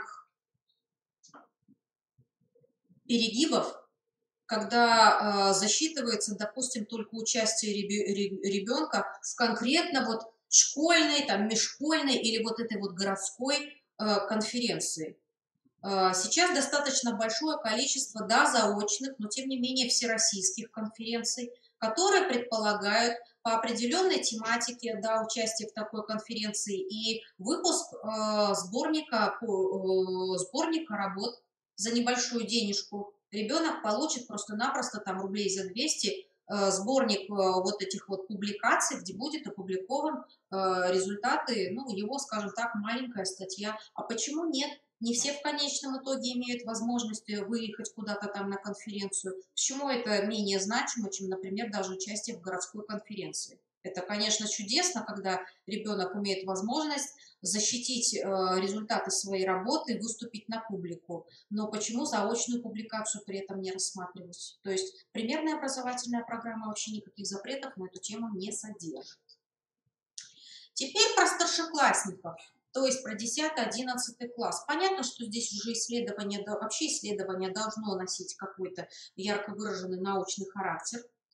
Допускается привлекать специалистов и ученых из различных областей знаний, но тут мы с вами понимаем, что за просто так у нас даже на диплом не найдешь руководителя. Уж тем более, когда речь идет об ученическом проекте. Поэтому что здесь можно сказать? Ну хорошо, если вам это дело удастся. Это, безусловно, повышает статус проекта. Иногда школы имеют договоры в рамках так называемой программы преемственного обучения школа-вуз. Почему нет? Тогда, может быть, можно найти кого-нибудь там из преподавателей, кто согласится, да, быть, ну хотя бы, по крайней мере, хотя бы отзыв написать к этому проекту. Потому что на большее мы претендовать не можем. Вот другое дело, если это предоставит возможность поработать на лабораторной базе этого вуза или хотя бы среднего профессионального заведения, это будет вообще замечательно. Тогда можно сделать действительно исследование. Потому что посмотрим правде в глаза. Школы в подавляющем большинстве базой для выполнения действительно исследования химического не обладают. Можно начинать притягивание за уши, там всевозможное переливание из пробирки в пробирки набора цветных реагентов. Ну, мы же с вами понимаем, что это не больно-то хорошо, ну и о том, что это профанация, это тоже понятно. Вот, поэтому здесь мы с вами еще поговорим о том, как из этой ситуации можно выйти. Ну и, наконец, дистанционное руководство работой посредством сети интернет не запрещается. Это тоже все возможно. В примерной программе об этом четко сказано. Значит, что должно быть в работе старшеклассника? Во-первых, постановка целей и задач. Сколько целей может быть у работы? Одна. Если целей больше одной, значит это задача. Поэтому цель может быть только одна, задач может быть несколько. Поэтому не увлекаться. Вы сами знаете, что ограниченное количество задач может быть даже у кандидатской диссертации, а уж у учебного проекта тем более. Поэтому 3-4 задачи этого более чем хватит. Формулировка гипотезы. Если это учебно-исследовательская работа, гипотеза должна быть обязательно. Если это проект, гипотеза может и отсутствовать. Ну, скажем так, хорошо, когда она есть. Но ученик должен быть готов к тому, что гипотеза в ходе исследования может и не подтвердиться. Собственно, описание инструментария и регламентов исследования, это мы понимаем, да, проведение исследования и интерпретация полученных результатов. Можно пользоваться математическим моделированием, в том числе с использованием компьютерных программ. Почему нет? Например, тот же самый расчет рекомендуемой санитарно-защитной зоны вокруг какого-нибудь объектика, ну, это все-таки может быть там котельная или тот же заводик, потому что мы с вами понимаем, программа для того, чтобы рассчитать так называемую максимальную предельную концентрацию выбросов вблизи какого-то объекта, она есть. Методика прописана, там расписано все на свете. Кто-то из вас, вероятно, это делал в качестве работы, будучи студентом первого курса в университете. 11-класснику такую работу вполне можно доверить. А почему нет? Вы же сами знаете. Коэффициенты все прописаны. Формулы, хотя они, конечно, в 6 этажей зачастую, но они тоже есть. Посчитать по ним, в общем-то, не представляет особого труда, зато на выходе можно получить то, что красиво называется математической моделью, объемную, трехмерную такую диаграммку, пусть даже в Excel построенную. И тогда сразу будет понятно, что вот у нас труба от ТЭЦ, вот тут у нас огородики дачные, и их тут быть не должно. Значит, ни о какой экологически чистой продукции с собственного дачного участка речи быть не может. А то, что у многих людей в голове существуют такие легенды до сих пор. Или дача расположена где-нибудь вблизи оживленной трассы. Тут мы вообще не обсуждаем. Кстати, почему тут математическую модель не сделать? Вот, так что дело, как говорится, мелкое, но полезное. А вот это планируемые результаты учебно-исследовательской деятельности на основании ГОС. По сути своей, это деление проекта на базовый и повышенный уровень. Иными словами, 3, 4, 5. Все это есть в примерной образовательной программе и в ГОСе. Какие есть особенности индивидуального проекта? Да? Значит, во-первых, по поводу времени. Это вопрос, который довольно-таки часто вызывается. Когда у нас в школе завершится переход на ФГОС, значит, тогда школы просто вынуждены будут выделить, если еще до сих пор этого не сделали, отдельное время на выполнение проекта. Потому что у ученика должна быть возможность поработать с литературой, проконсультироваться с руководителем, выполнить эксперимент, если он, кстати сказать, необходим, или проанализировать какое прочее исследование. А когда он это должен делать? Во внеурочное время? Это неправильный подход. Значит, на это должен выделяться учебным планом определенный объем времени. Обратите внимание, откуда, что мы цитируем в ГОС. Вот, значит, что еще интересного? Значит, что у нас представляется на защиту проекта итогового старшеклассника? Значит, продукт, пояснительная записка, отзыв руководителя обязательно. Отдельно обращаем внимание на заимствование, да, то есть, иными словами, на ссылку на всевозможные различные источники, в том числе и на источники из сети интернет. Это допустимо, но должны быть корректно оформлены ссылки для того, чтобы, собственно, было понятно, что это действительно достойный ресурс и статья какого-нибудь специалиста, который занимался изучением этой проблемы, а не досужие журналистские выдумки. Вот. Значит, отметка за выполнение проекта выставляется в графу «Проектная деятельность» или экзамен в классном журнале, в личном деле и вписывается в пустую строку аттестата. Это по ВГОС. Значит, в старшем классе защита проекта протекает в две стадии. Во-первых, сначала защищается тема проекта, а потом уже, собственно говоря, реализованный проект. Тема проекта защищается для того, чтобы понять вообще, насколько действительно это актуально и интересно. Самое главное, насколько это вообще реально выполнимо. Потому что задача может быть поставлена такая, что это просто сделать нельзя. Или, допустим, некорректно обозначена тема или задача в проекте. Можно, конечно, назвать в качестве темы влияние там, загрязнителей в воде реки на здоровье человека. Но мы же с вами понимаем, что на самом деле ученик будет изучать влияние не всех загрязнителей, а только конкретных. Более того, отбор проб будет произведен только на определенном участке.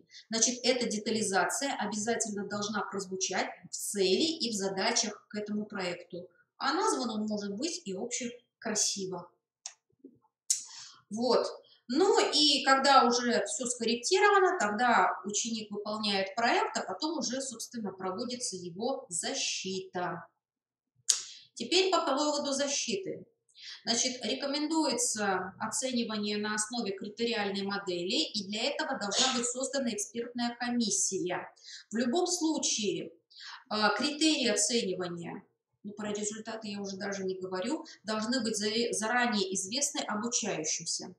Когда мы оцениваем проект, значит, во-первых, критериями, да, мы что оцениваем? Предметные знания и метапредметные умения. Их у нас очень ограниченное количество. Вот каждый из них это критерий оценивания. Каждый из них мы оцениваем, приписываем какое-то количество баллов, там 1, 2, 3. Все. Итоговая оценка, понятно, и шкала перевода в пятибалльную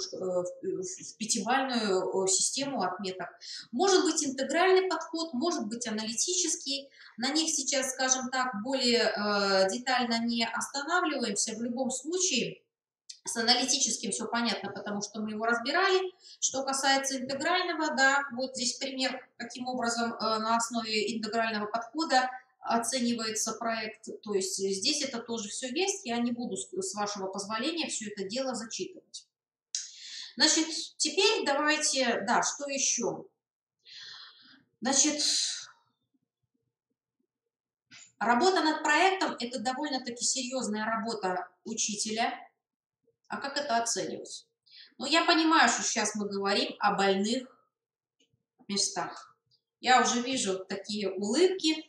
Это, видимо, это стимулирующая часть оплаты, да, у вас вызвала. Я вам скажу так. Понимаете, я знаю, что вообще нету, но это потому, что мы с вами сейчас в переходном периоде. Мы на ВГОС еще только переходим. Вот когда этот переход в 2021 году завершится, тогда вот эта система, она будет в более или менее порядок приведена. Но раньше этого ждать, к сожалению, не приходится, дорогие коллеги. Вас должно другое, собственно говоря, смутить. Посмотрите, при оценке качества деятельности педагогических работников могут учитываться и в том числе руководство проектной деятельностью обучающихся. Это примерная образовательная программа. Мы же с вами понимаем, что можно опустить. И получится ситуация учитывается. Значит, Мы с вами разобрали, собственно говоря, нормативную базу из ВГОСа и примерной программы. Теперь как это будет в жизни. Сколько индивидуальных итоговых проектов за год может сделать ученик? 1. А предметов он изучает? 15. Ну, в разных классах, да? 15. 13. 13-15 предметов. Тему проекта он может выбрать любую из этих 13-15 проектов. Наиболее одаренные даже в физкультуре умудряются проекты сделать. Там есть, я, конечно, не хочу обидеть физкультуру, но мы с вами понимаем, что дети это выбирают исключительно потому, что это просто. Химия не самый простой предмет. В контексте вот этой вот последней строчки, выделенной красным цветом, хотя тут плохо видно, оценивается руководство проектом, наша с вами задача, особенно в старших классах, будет сводиться к тому, что, нет, это, конечно, замечательно, потому что если посчитать, сколько у нас 11-классников, мы же не можем по химии 20 проектов, естественно, потянуть. 2-3 проекта, вот это вот да, но они у нас должны быть. Каким образом этого добиться? Так сказать, за клиента нужно бороться. Мы уже с вами говорили, что проекты – это проектная деятельность, это способ показать детям практическую значимость предмета. Ну, во-первых, темы для проектов прописаны в каждой линии УМК, вы это уже, собственно говоря, видели, да? То есть у Габриэляна и у Еремина-Лунина прямо в самих учебниках, у Кузнецовой это в рабочих программах и методическом пособии, то есть в учебник там не вынесены темы проектов. Вот, кстати, интересная тема есть у Еремина, поэтому еще раз рекомендую посмотреть их учебники. Можно пересмотреть задания, которые даются в самих учебниках в конце каждого параграфа. Ну, скажем так, мягко, некоторые задания – это, по сути своей, уже готовые направления для проектной деятельности. Ну, вот мое любимое у Олега Сергеевича про мировые цены на нефть, про влияние на бюджет и как можно снизить зависимость. Но это же не вопрос не вопрос для обсуждения на уроке. Хороший проект, кстати сказать. Да, он будет информационным. Ну и что? Почему нет? А если, к примеру, тем более мы говорим об учебнике базового уровня, а если, к примеру, для ребенка профильным является предметом там, география, да, или он куда-нибудь собирается или он на экономическое какое-нибудь высшее учебное заведение собирается, вот и пусть делает. Только для того, чтобы здесь была химия, значит, надо посмотреть, чтобы он тут хотя бы на уровне описания грамотно прописал процесс, правильно? Про утечку нефти и ее влияние на окружающую среду я уже про это вообще не говорю, это классический вариант. Потом, что тут еще интересного есть? Вот, про старение полиэтилена на солнечном свету. Вообще, что касается пластиков современных, и особенно что касается упаковки пищевой из современных пластиков, это в принципе интересное направление проектной деятельности. Заодно в голове у детей заставит порядок навестись. Ведь вот буквально не так давно в сети интернет я видела ролик. Значит, что означают маркировки? Значит, перед тем, как покупать продукцию, обращайте внимание на маркировку. Значит, что означают маркировки упаковки и почему нельзя покупать продукты в этой упаковке. Начало – полиэтилен терефталат, ну потому что он самый распространенный ПЭТ. Почему нельзя? Объяснение гениальное. Потому что с течением времени такая упаковка становится, из такой упаковки в продукты выделяются тяжелые металлы и канцерогены.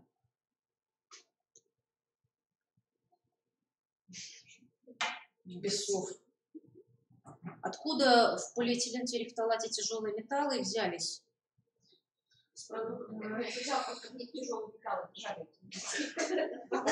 Они всосались.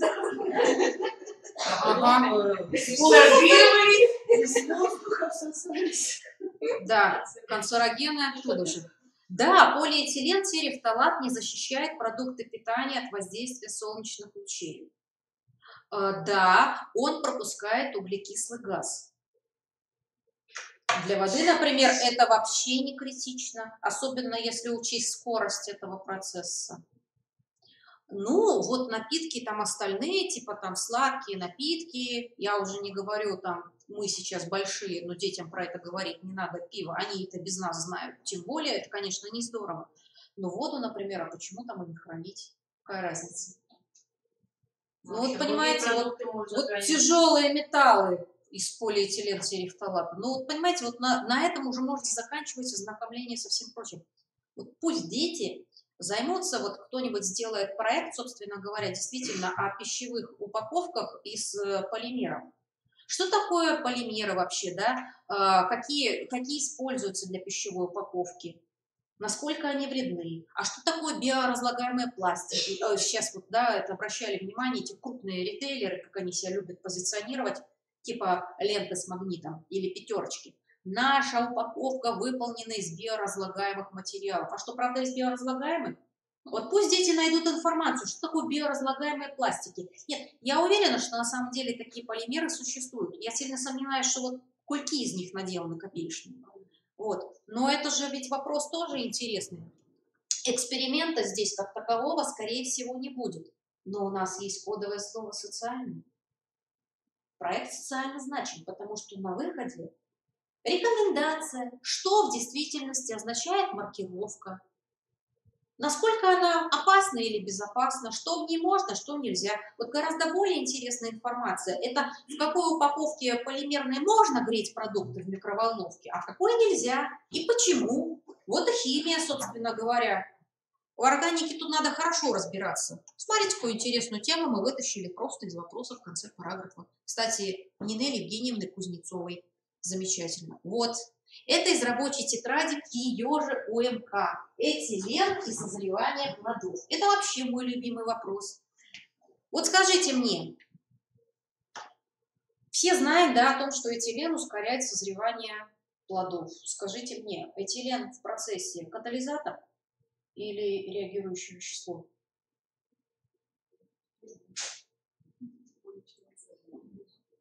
Никто не задумывался. Почему, если закинуть спелый помидор в ящик с зелеными, они дозреют через некоторое время? Почему? А на чем она основана? Скорее всего, наверное, Катализатор, конечно. Вообще это явление отчасти автокатализа.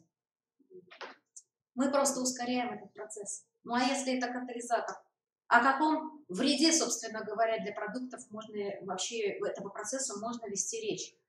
Да, это не здорово, потому что понятно, что если мандарин или яблоко дозрели по дороге из Марокко в Сыктывкар, ценность пищевая их будет ниже по сравнению с созревшим в естественных условиях.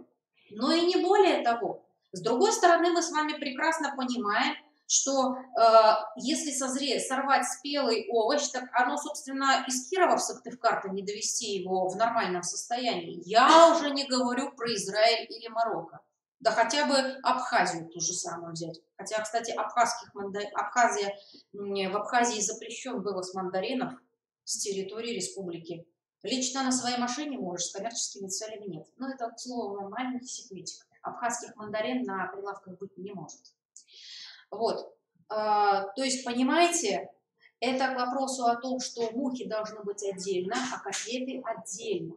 Да, искусственное созревание плодов, оно не слишком-то хорошо, но оно, по крайней мере, в том варианте, в котором это задумывалось ранее, оно не может приносить тот вред, о котором так любят трубить журналисты. Другое дело, что, может быть, сейчас есть какие-то другие способы ускорения созревания плодов.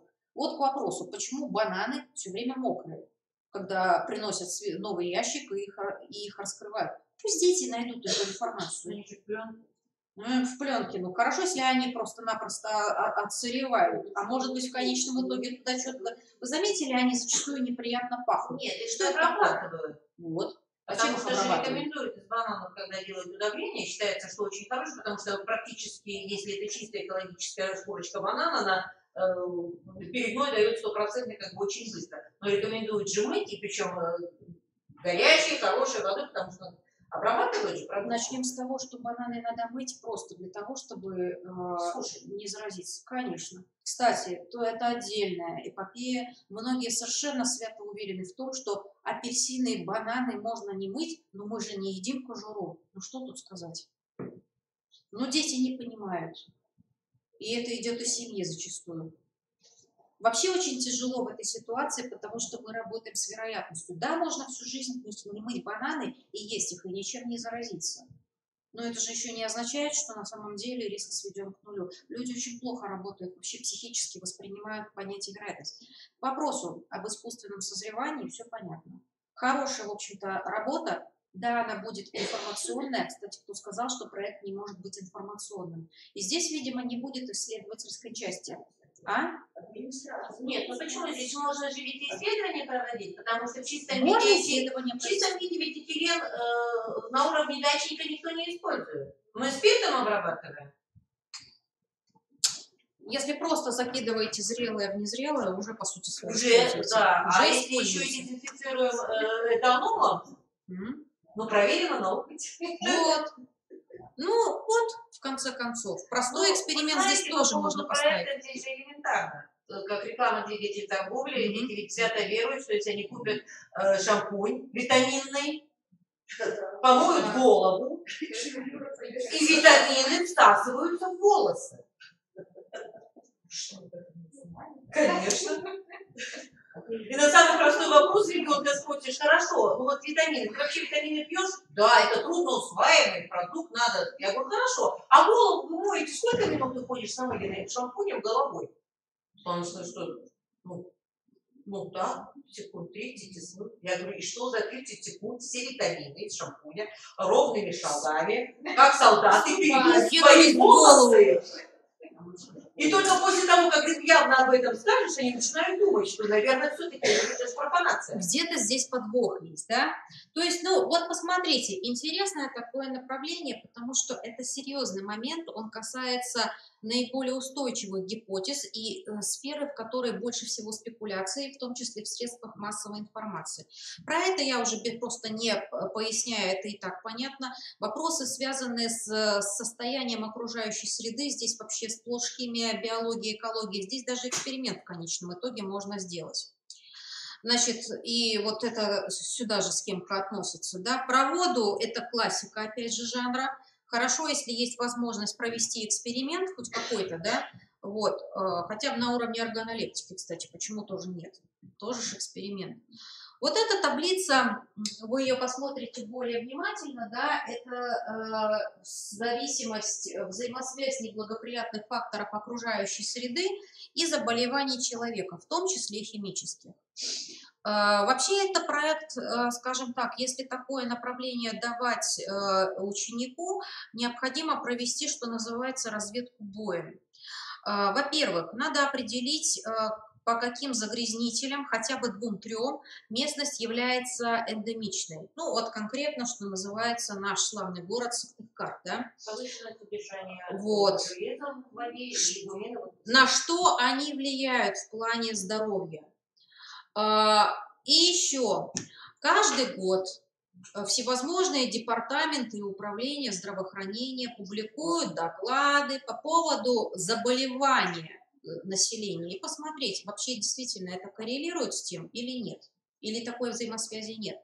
Это интересный момент, я думаю, что детям будет интересно, ну, кто склонность вот к медицине имеет, такую работу выполнить. Так что тут пучок просто-напросто таких проектов можно из этой таблицы вытащить, посмотрите.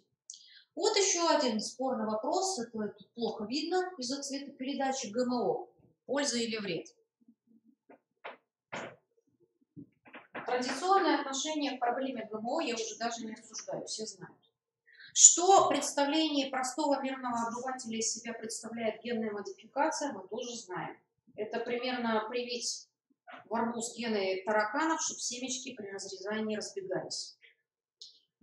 Хорошо бы, конечно, навести порядок у простых мирных граждан в головах на предмет, а что же такое генная модификация, а заодно заставить их подумать с химической точки зрения, а на что действительно влияет генная модификация.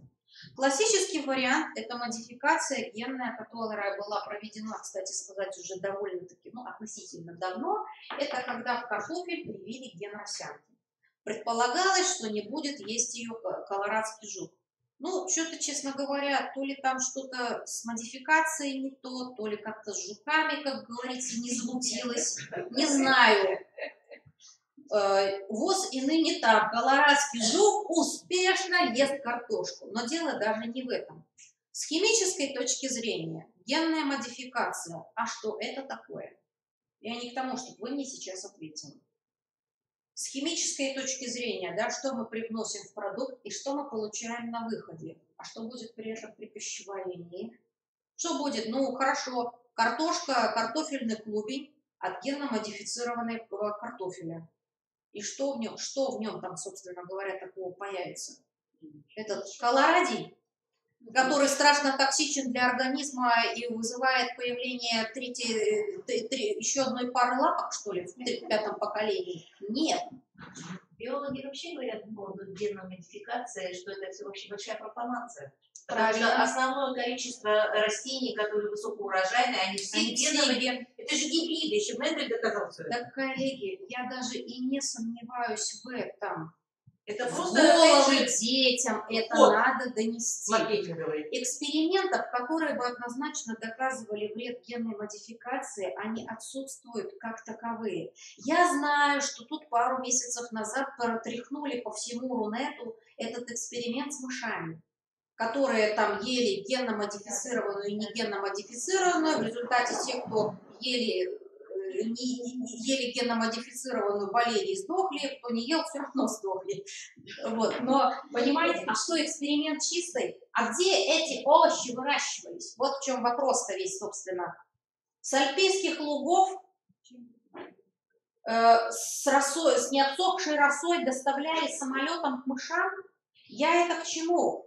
Генная модификация и искусственное созревание плодов с химической точки зрения – это два направления, которые не привносят в продукт ничего такого, что могло бы вызывать прям такие дикие изменения. Никаких экспериментов по поводу, которые бы убедительно доказывали, что генно-модифицированная продукция действительно вредит здоровью человека, нет. Те результаты исследований, которые приводятся, вы знаете, а хорошо бы, чтобы дети поискали первоисточники. Потому что когда я, например, как-то раз, жалею до сих пор, что скриншота себе не сохранила, на Mail.ru, кстати, видела статью, которая там доказывали,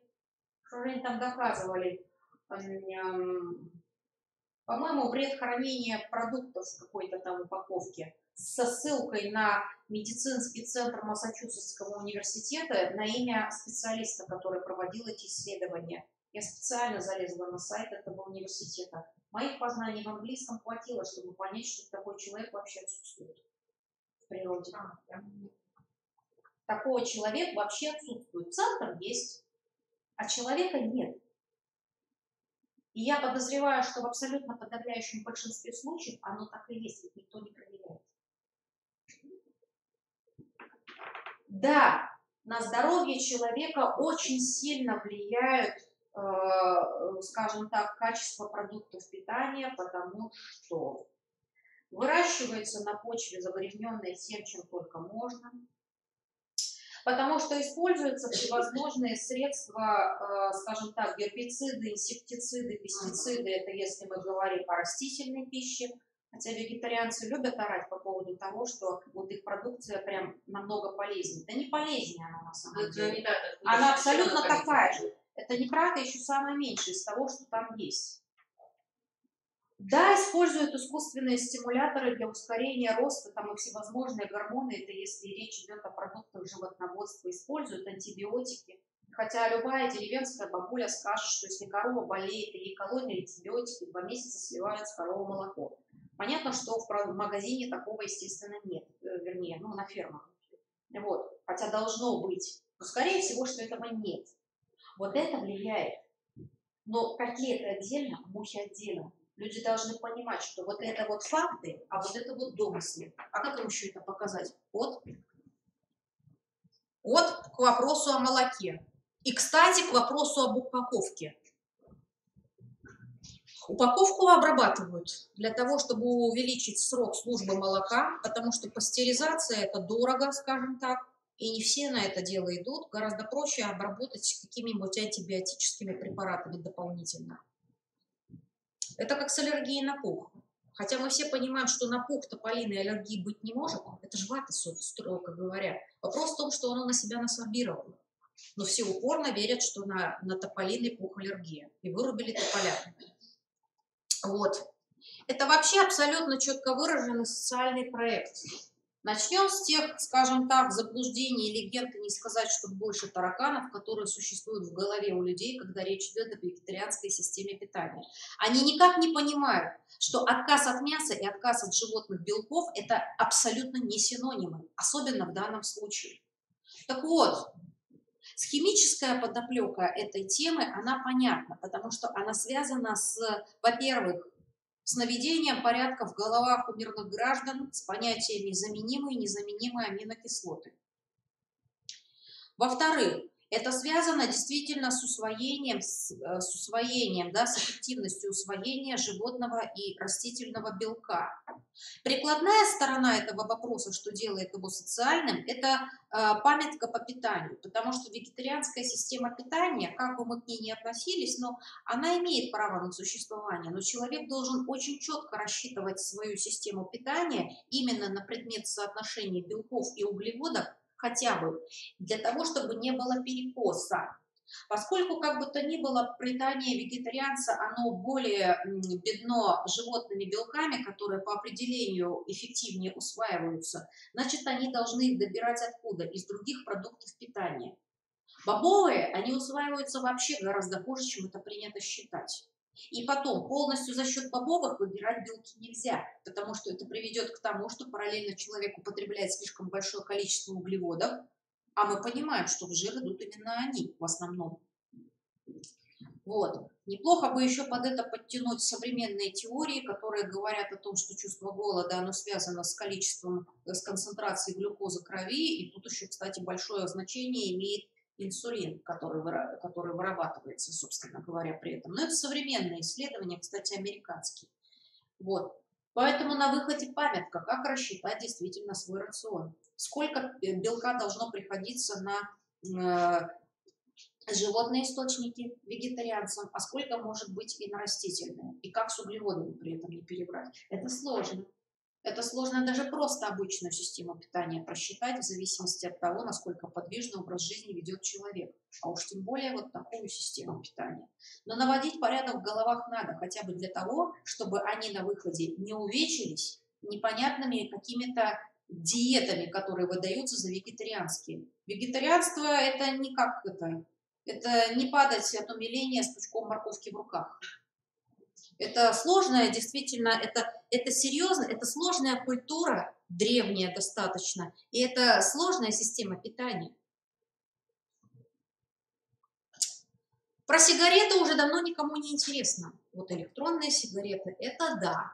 И хотя для химика по умолчанию все ясно, но это не все ясно для всех остальных. Пусть кто-нибудь из мальчишек сделает вот эту вот вещь, хотя бы даже в 8 классе. Я думаю, что они уже в состоянии будут. Тут особо глубоко в химию погружаться нельзя, потому что они еще не слишком хорошо знают. Только с вашей мудрой помощью вырулят ситуацию. Электронные сигареты – это не меньшее, если не большее зло, чем обычные такие традиционные. Про мусор, про его биоразложение – это вообще классический вариант, поэтому это даже не обсуждаем. Вообще вот эти направления из раздела наука и псевдонаука, ну вот про сорбенты мы с вами разбирали, про всевозможные моющие средства из разряда как в Топ-Шоп. Я, по-моему, только вам еще не рассказывала, как мне из Топ-Шоп менеджер предлагал специально, это говорит, у нас есть такое наше ноу-хау, такой вот шарик для белья, для стирки белья, закладываете его в стиральную машину, просто в сам барабан, и вам не нужно ни умягчителей, ни порошка, ни даже можете кондиционер для белья не добавлять. Шарик где-то сантиметров 10 в диаметре, а говорит, эффект его действия основан на том, что там внутри отрицательно заряженные ионы. В процессе стирки они вот высвобождаются, А поскольку загрязнения имеют положительный заряд, ну вот, в общем, белье, ну вы меня поняли, да? Белье очищается. Ну что тут сказать? Без слов. Но люди-то ведь в это верят. Если они 10 лет уже это, собственно говоря, продают, понимаете? И берут? Берут, расторгуют. Что вы думаете, они бы себе в убыток, что ли, этим торговали? Или, я уж не говорю, но это хотя, конечно, больше к физикам эти ультразвуковые стиральные машинки. Это же просто песня, что называется, понимаете? Но ведь это же работает. Почему? Ну, однако. Вот. Поэтому, вы знаете, тем много интересных можно и актуальных выбрать. Единственное, что действительно мы должны учитывать уровень подготовленности учеников. Но эти темы, они должны быть шире школьной программы, чтобы дети понимали, что вот то, что им бедная учительница упорно задалбливала в голову в 10 классе, на самом деле нужно, чтобы разбираться вот в таких вот вопросах, потому что безграмотность населения, она уже просто поражает в этих вопросах. И причем, вы заметьте, чем дальше, тем больше мы начинаем скатываться в какое-то дремучее мракобесие. Понимаете? Что тут? Поэтому, кстати, по поводу химии в старших классах, которую типа якобы уберут, это, я так понимаю, камушек в огород естествознания. Вы знаете, я вам скажу так. С одной стороны, это, конечно, проблема, она понятна, потому что это смерть предметов как таковых в старшей школе. С другой стороны, естествознание именно в силу того, что оно является таким метапредметом по сути своей, оно позволяет вам сделать большую свободу маневра именно в плане практического применения вот этого вот крена в сторону, я даже не побоюсь этого слова, социальной экологии. Понимаете? Прикладных вот этих вот моментов. Там больше возможностей для выполнения проектов тех же самых. Там можно детям дать, например, тот же самый реферат или выбрать тему для дискуссий, потому что там просто 3-часовой курс, там достаточно для этого времени. Там есть возможность обсудить эти моменты. Поэтому вот вместо есть такая точка зрения, что вне профильных классов, гуманитарных, на базовом уровне, вместо вот этих индивидуальных часовых курсов физики, химии, биологии, потому что география она у нас уже не идет, сделать естествознание, потому что естествознание 3 часа в неделю расчет. Поэтому подумайте, зато естествознание избавляет вас от необходимости готовить к ЕГЭ.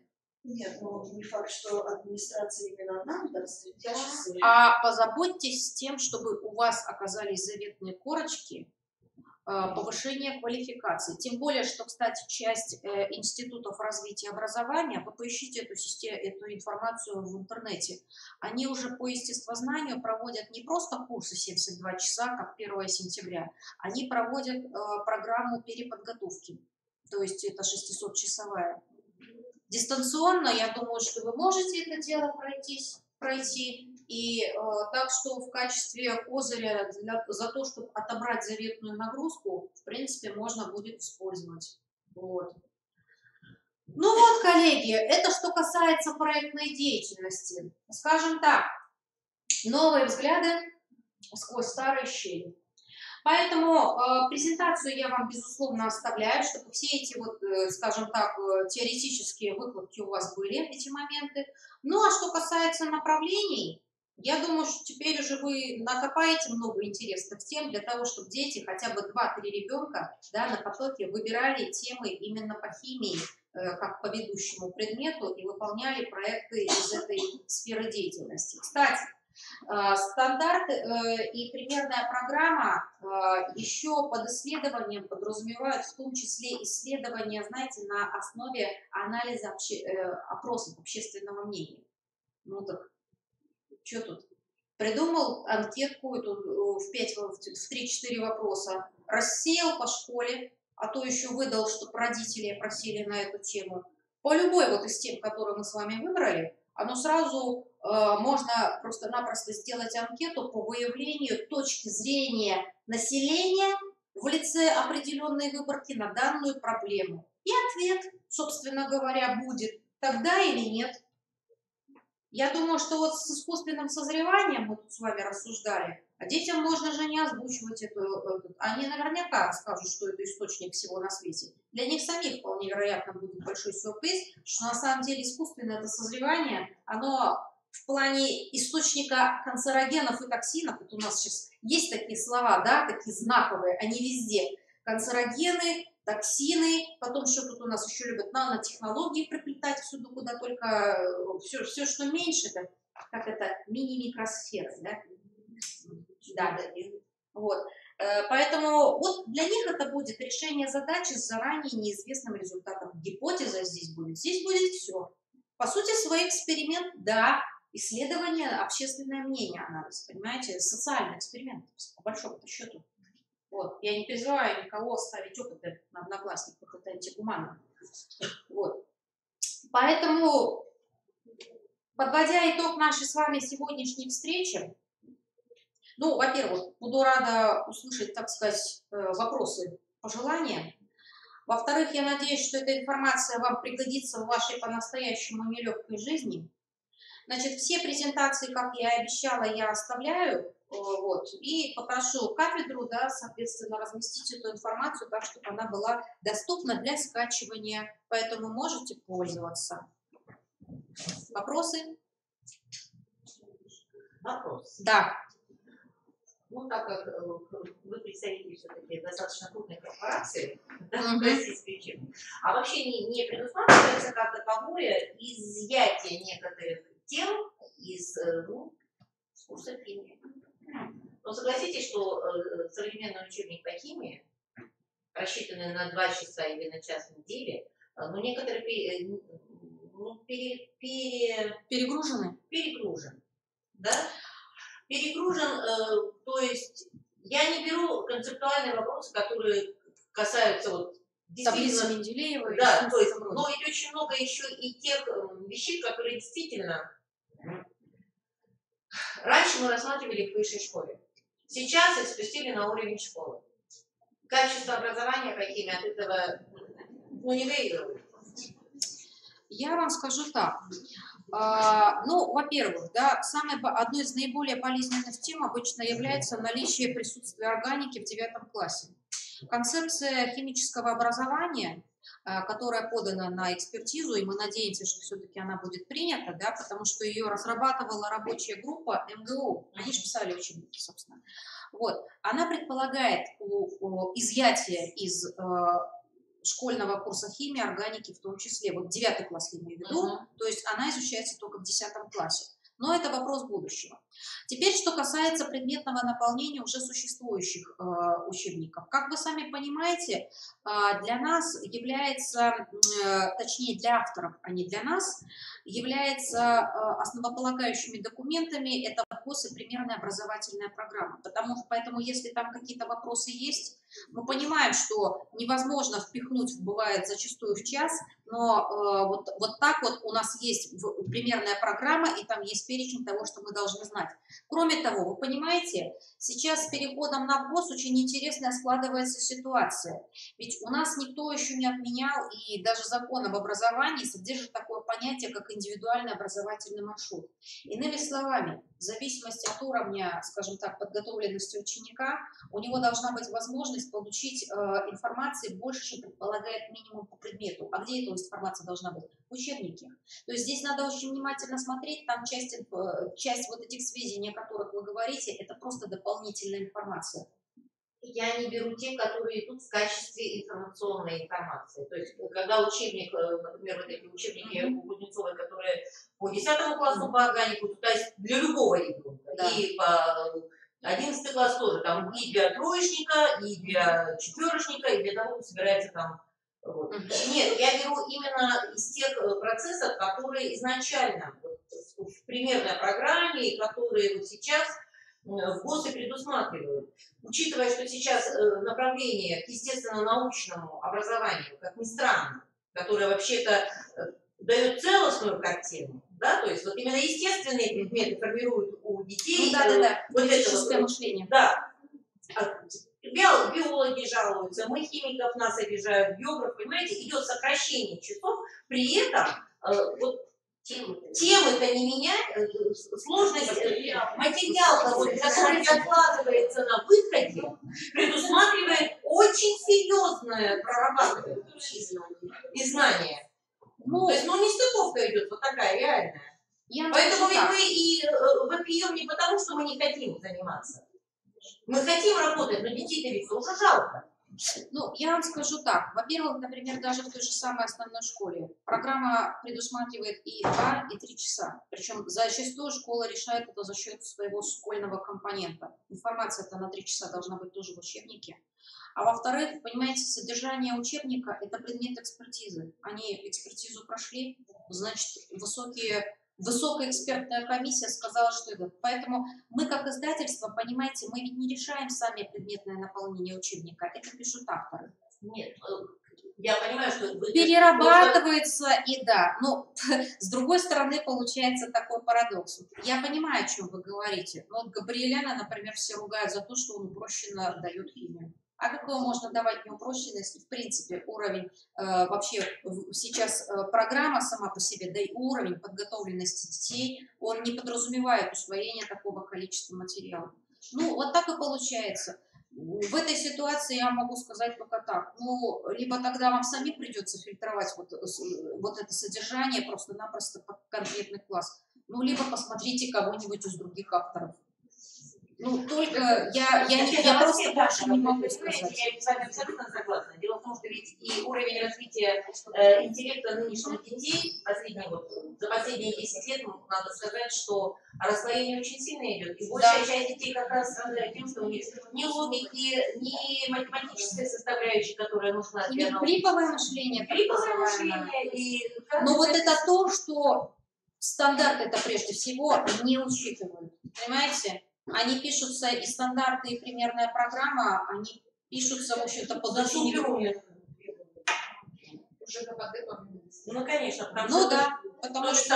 Поэтому, наверное, идет деградация как общества на уровне восприятия информации. Поэтому проблему я понимаю, но мне вам просто нечего ответить в данной ситуации, потому что слишком упростить содержание мы тоже не можем, иначе нам даже экспертиза не пропустит.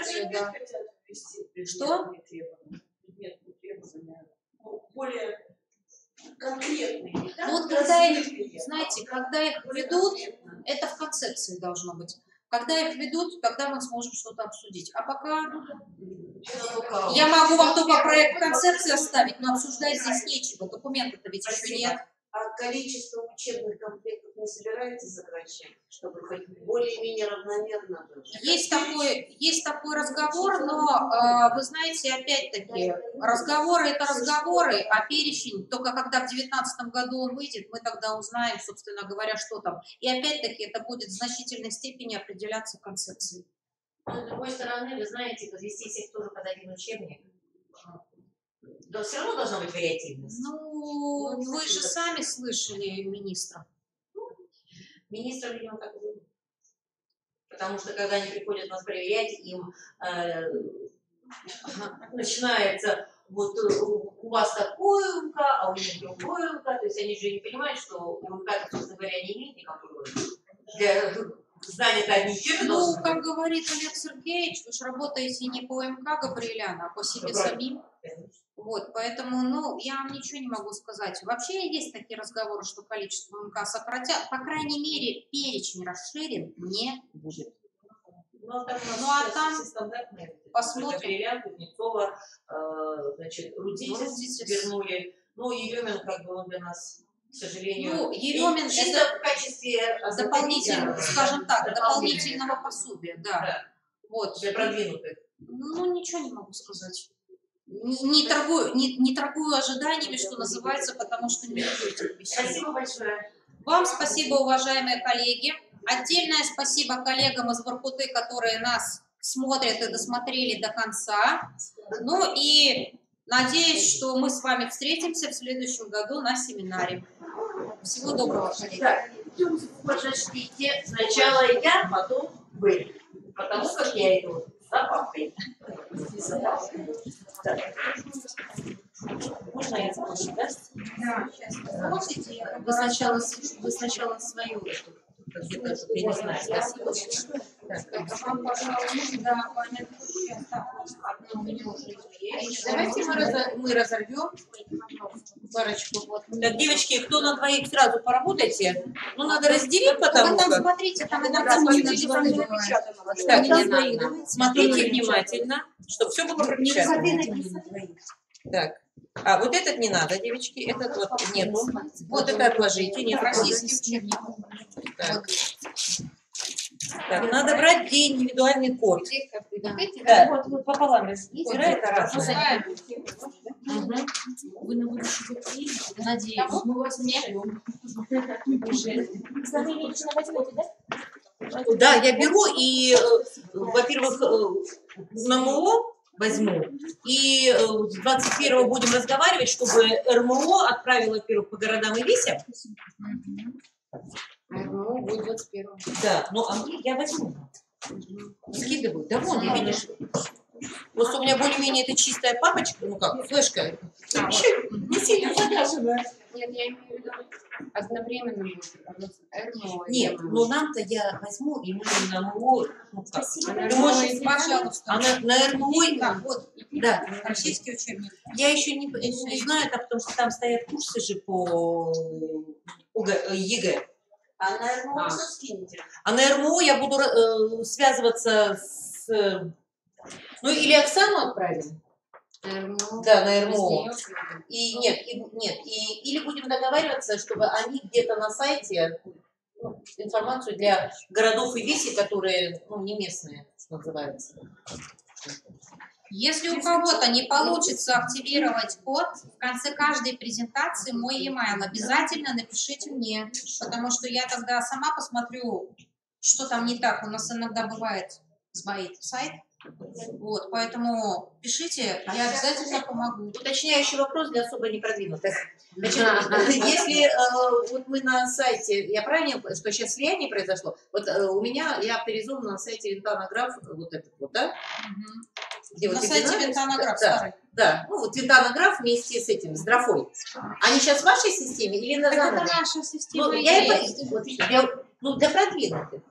Нет, просто мы назвались корпорацией «Российский учебник», но у нас решило руководство не отказываться от бренда «Графа и Винтана». То есть учебники так и будут. И сайты, получается, еще под старым названием. То есть если вы «Графа Винтана», а вы там увидите значок «Российский учебник» верхушкой. Поэтому Спасибо. это наш сайт. Это быстро как-то. Я знаю, не будет. У вас такая быстрая. Российский учебник должна быть.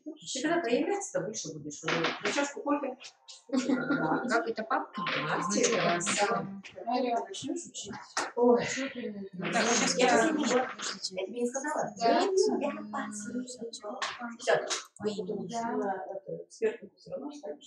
Буду посмотреть. Будешь кричать? А если?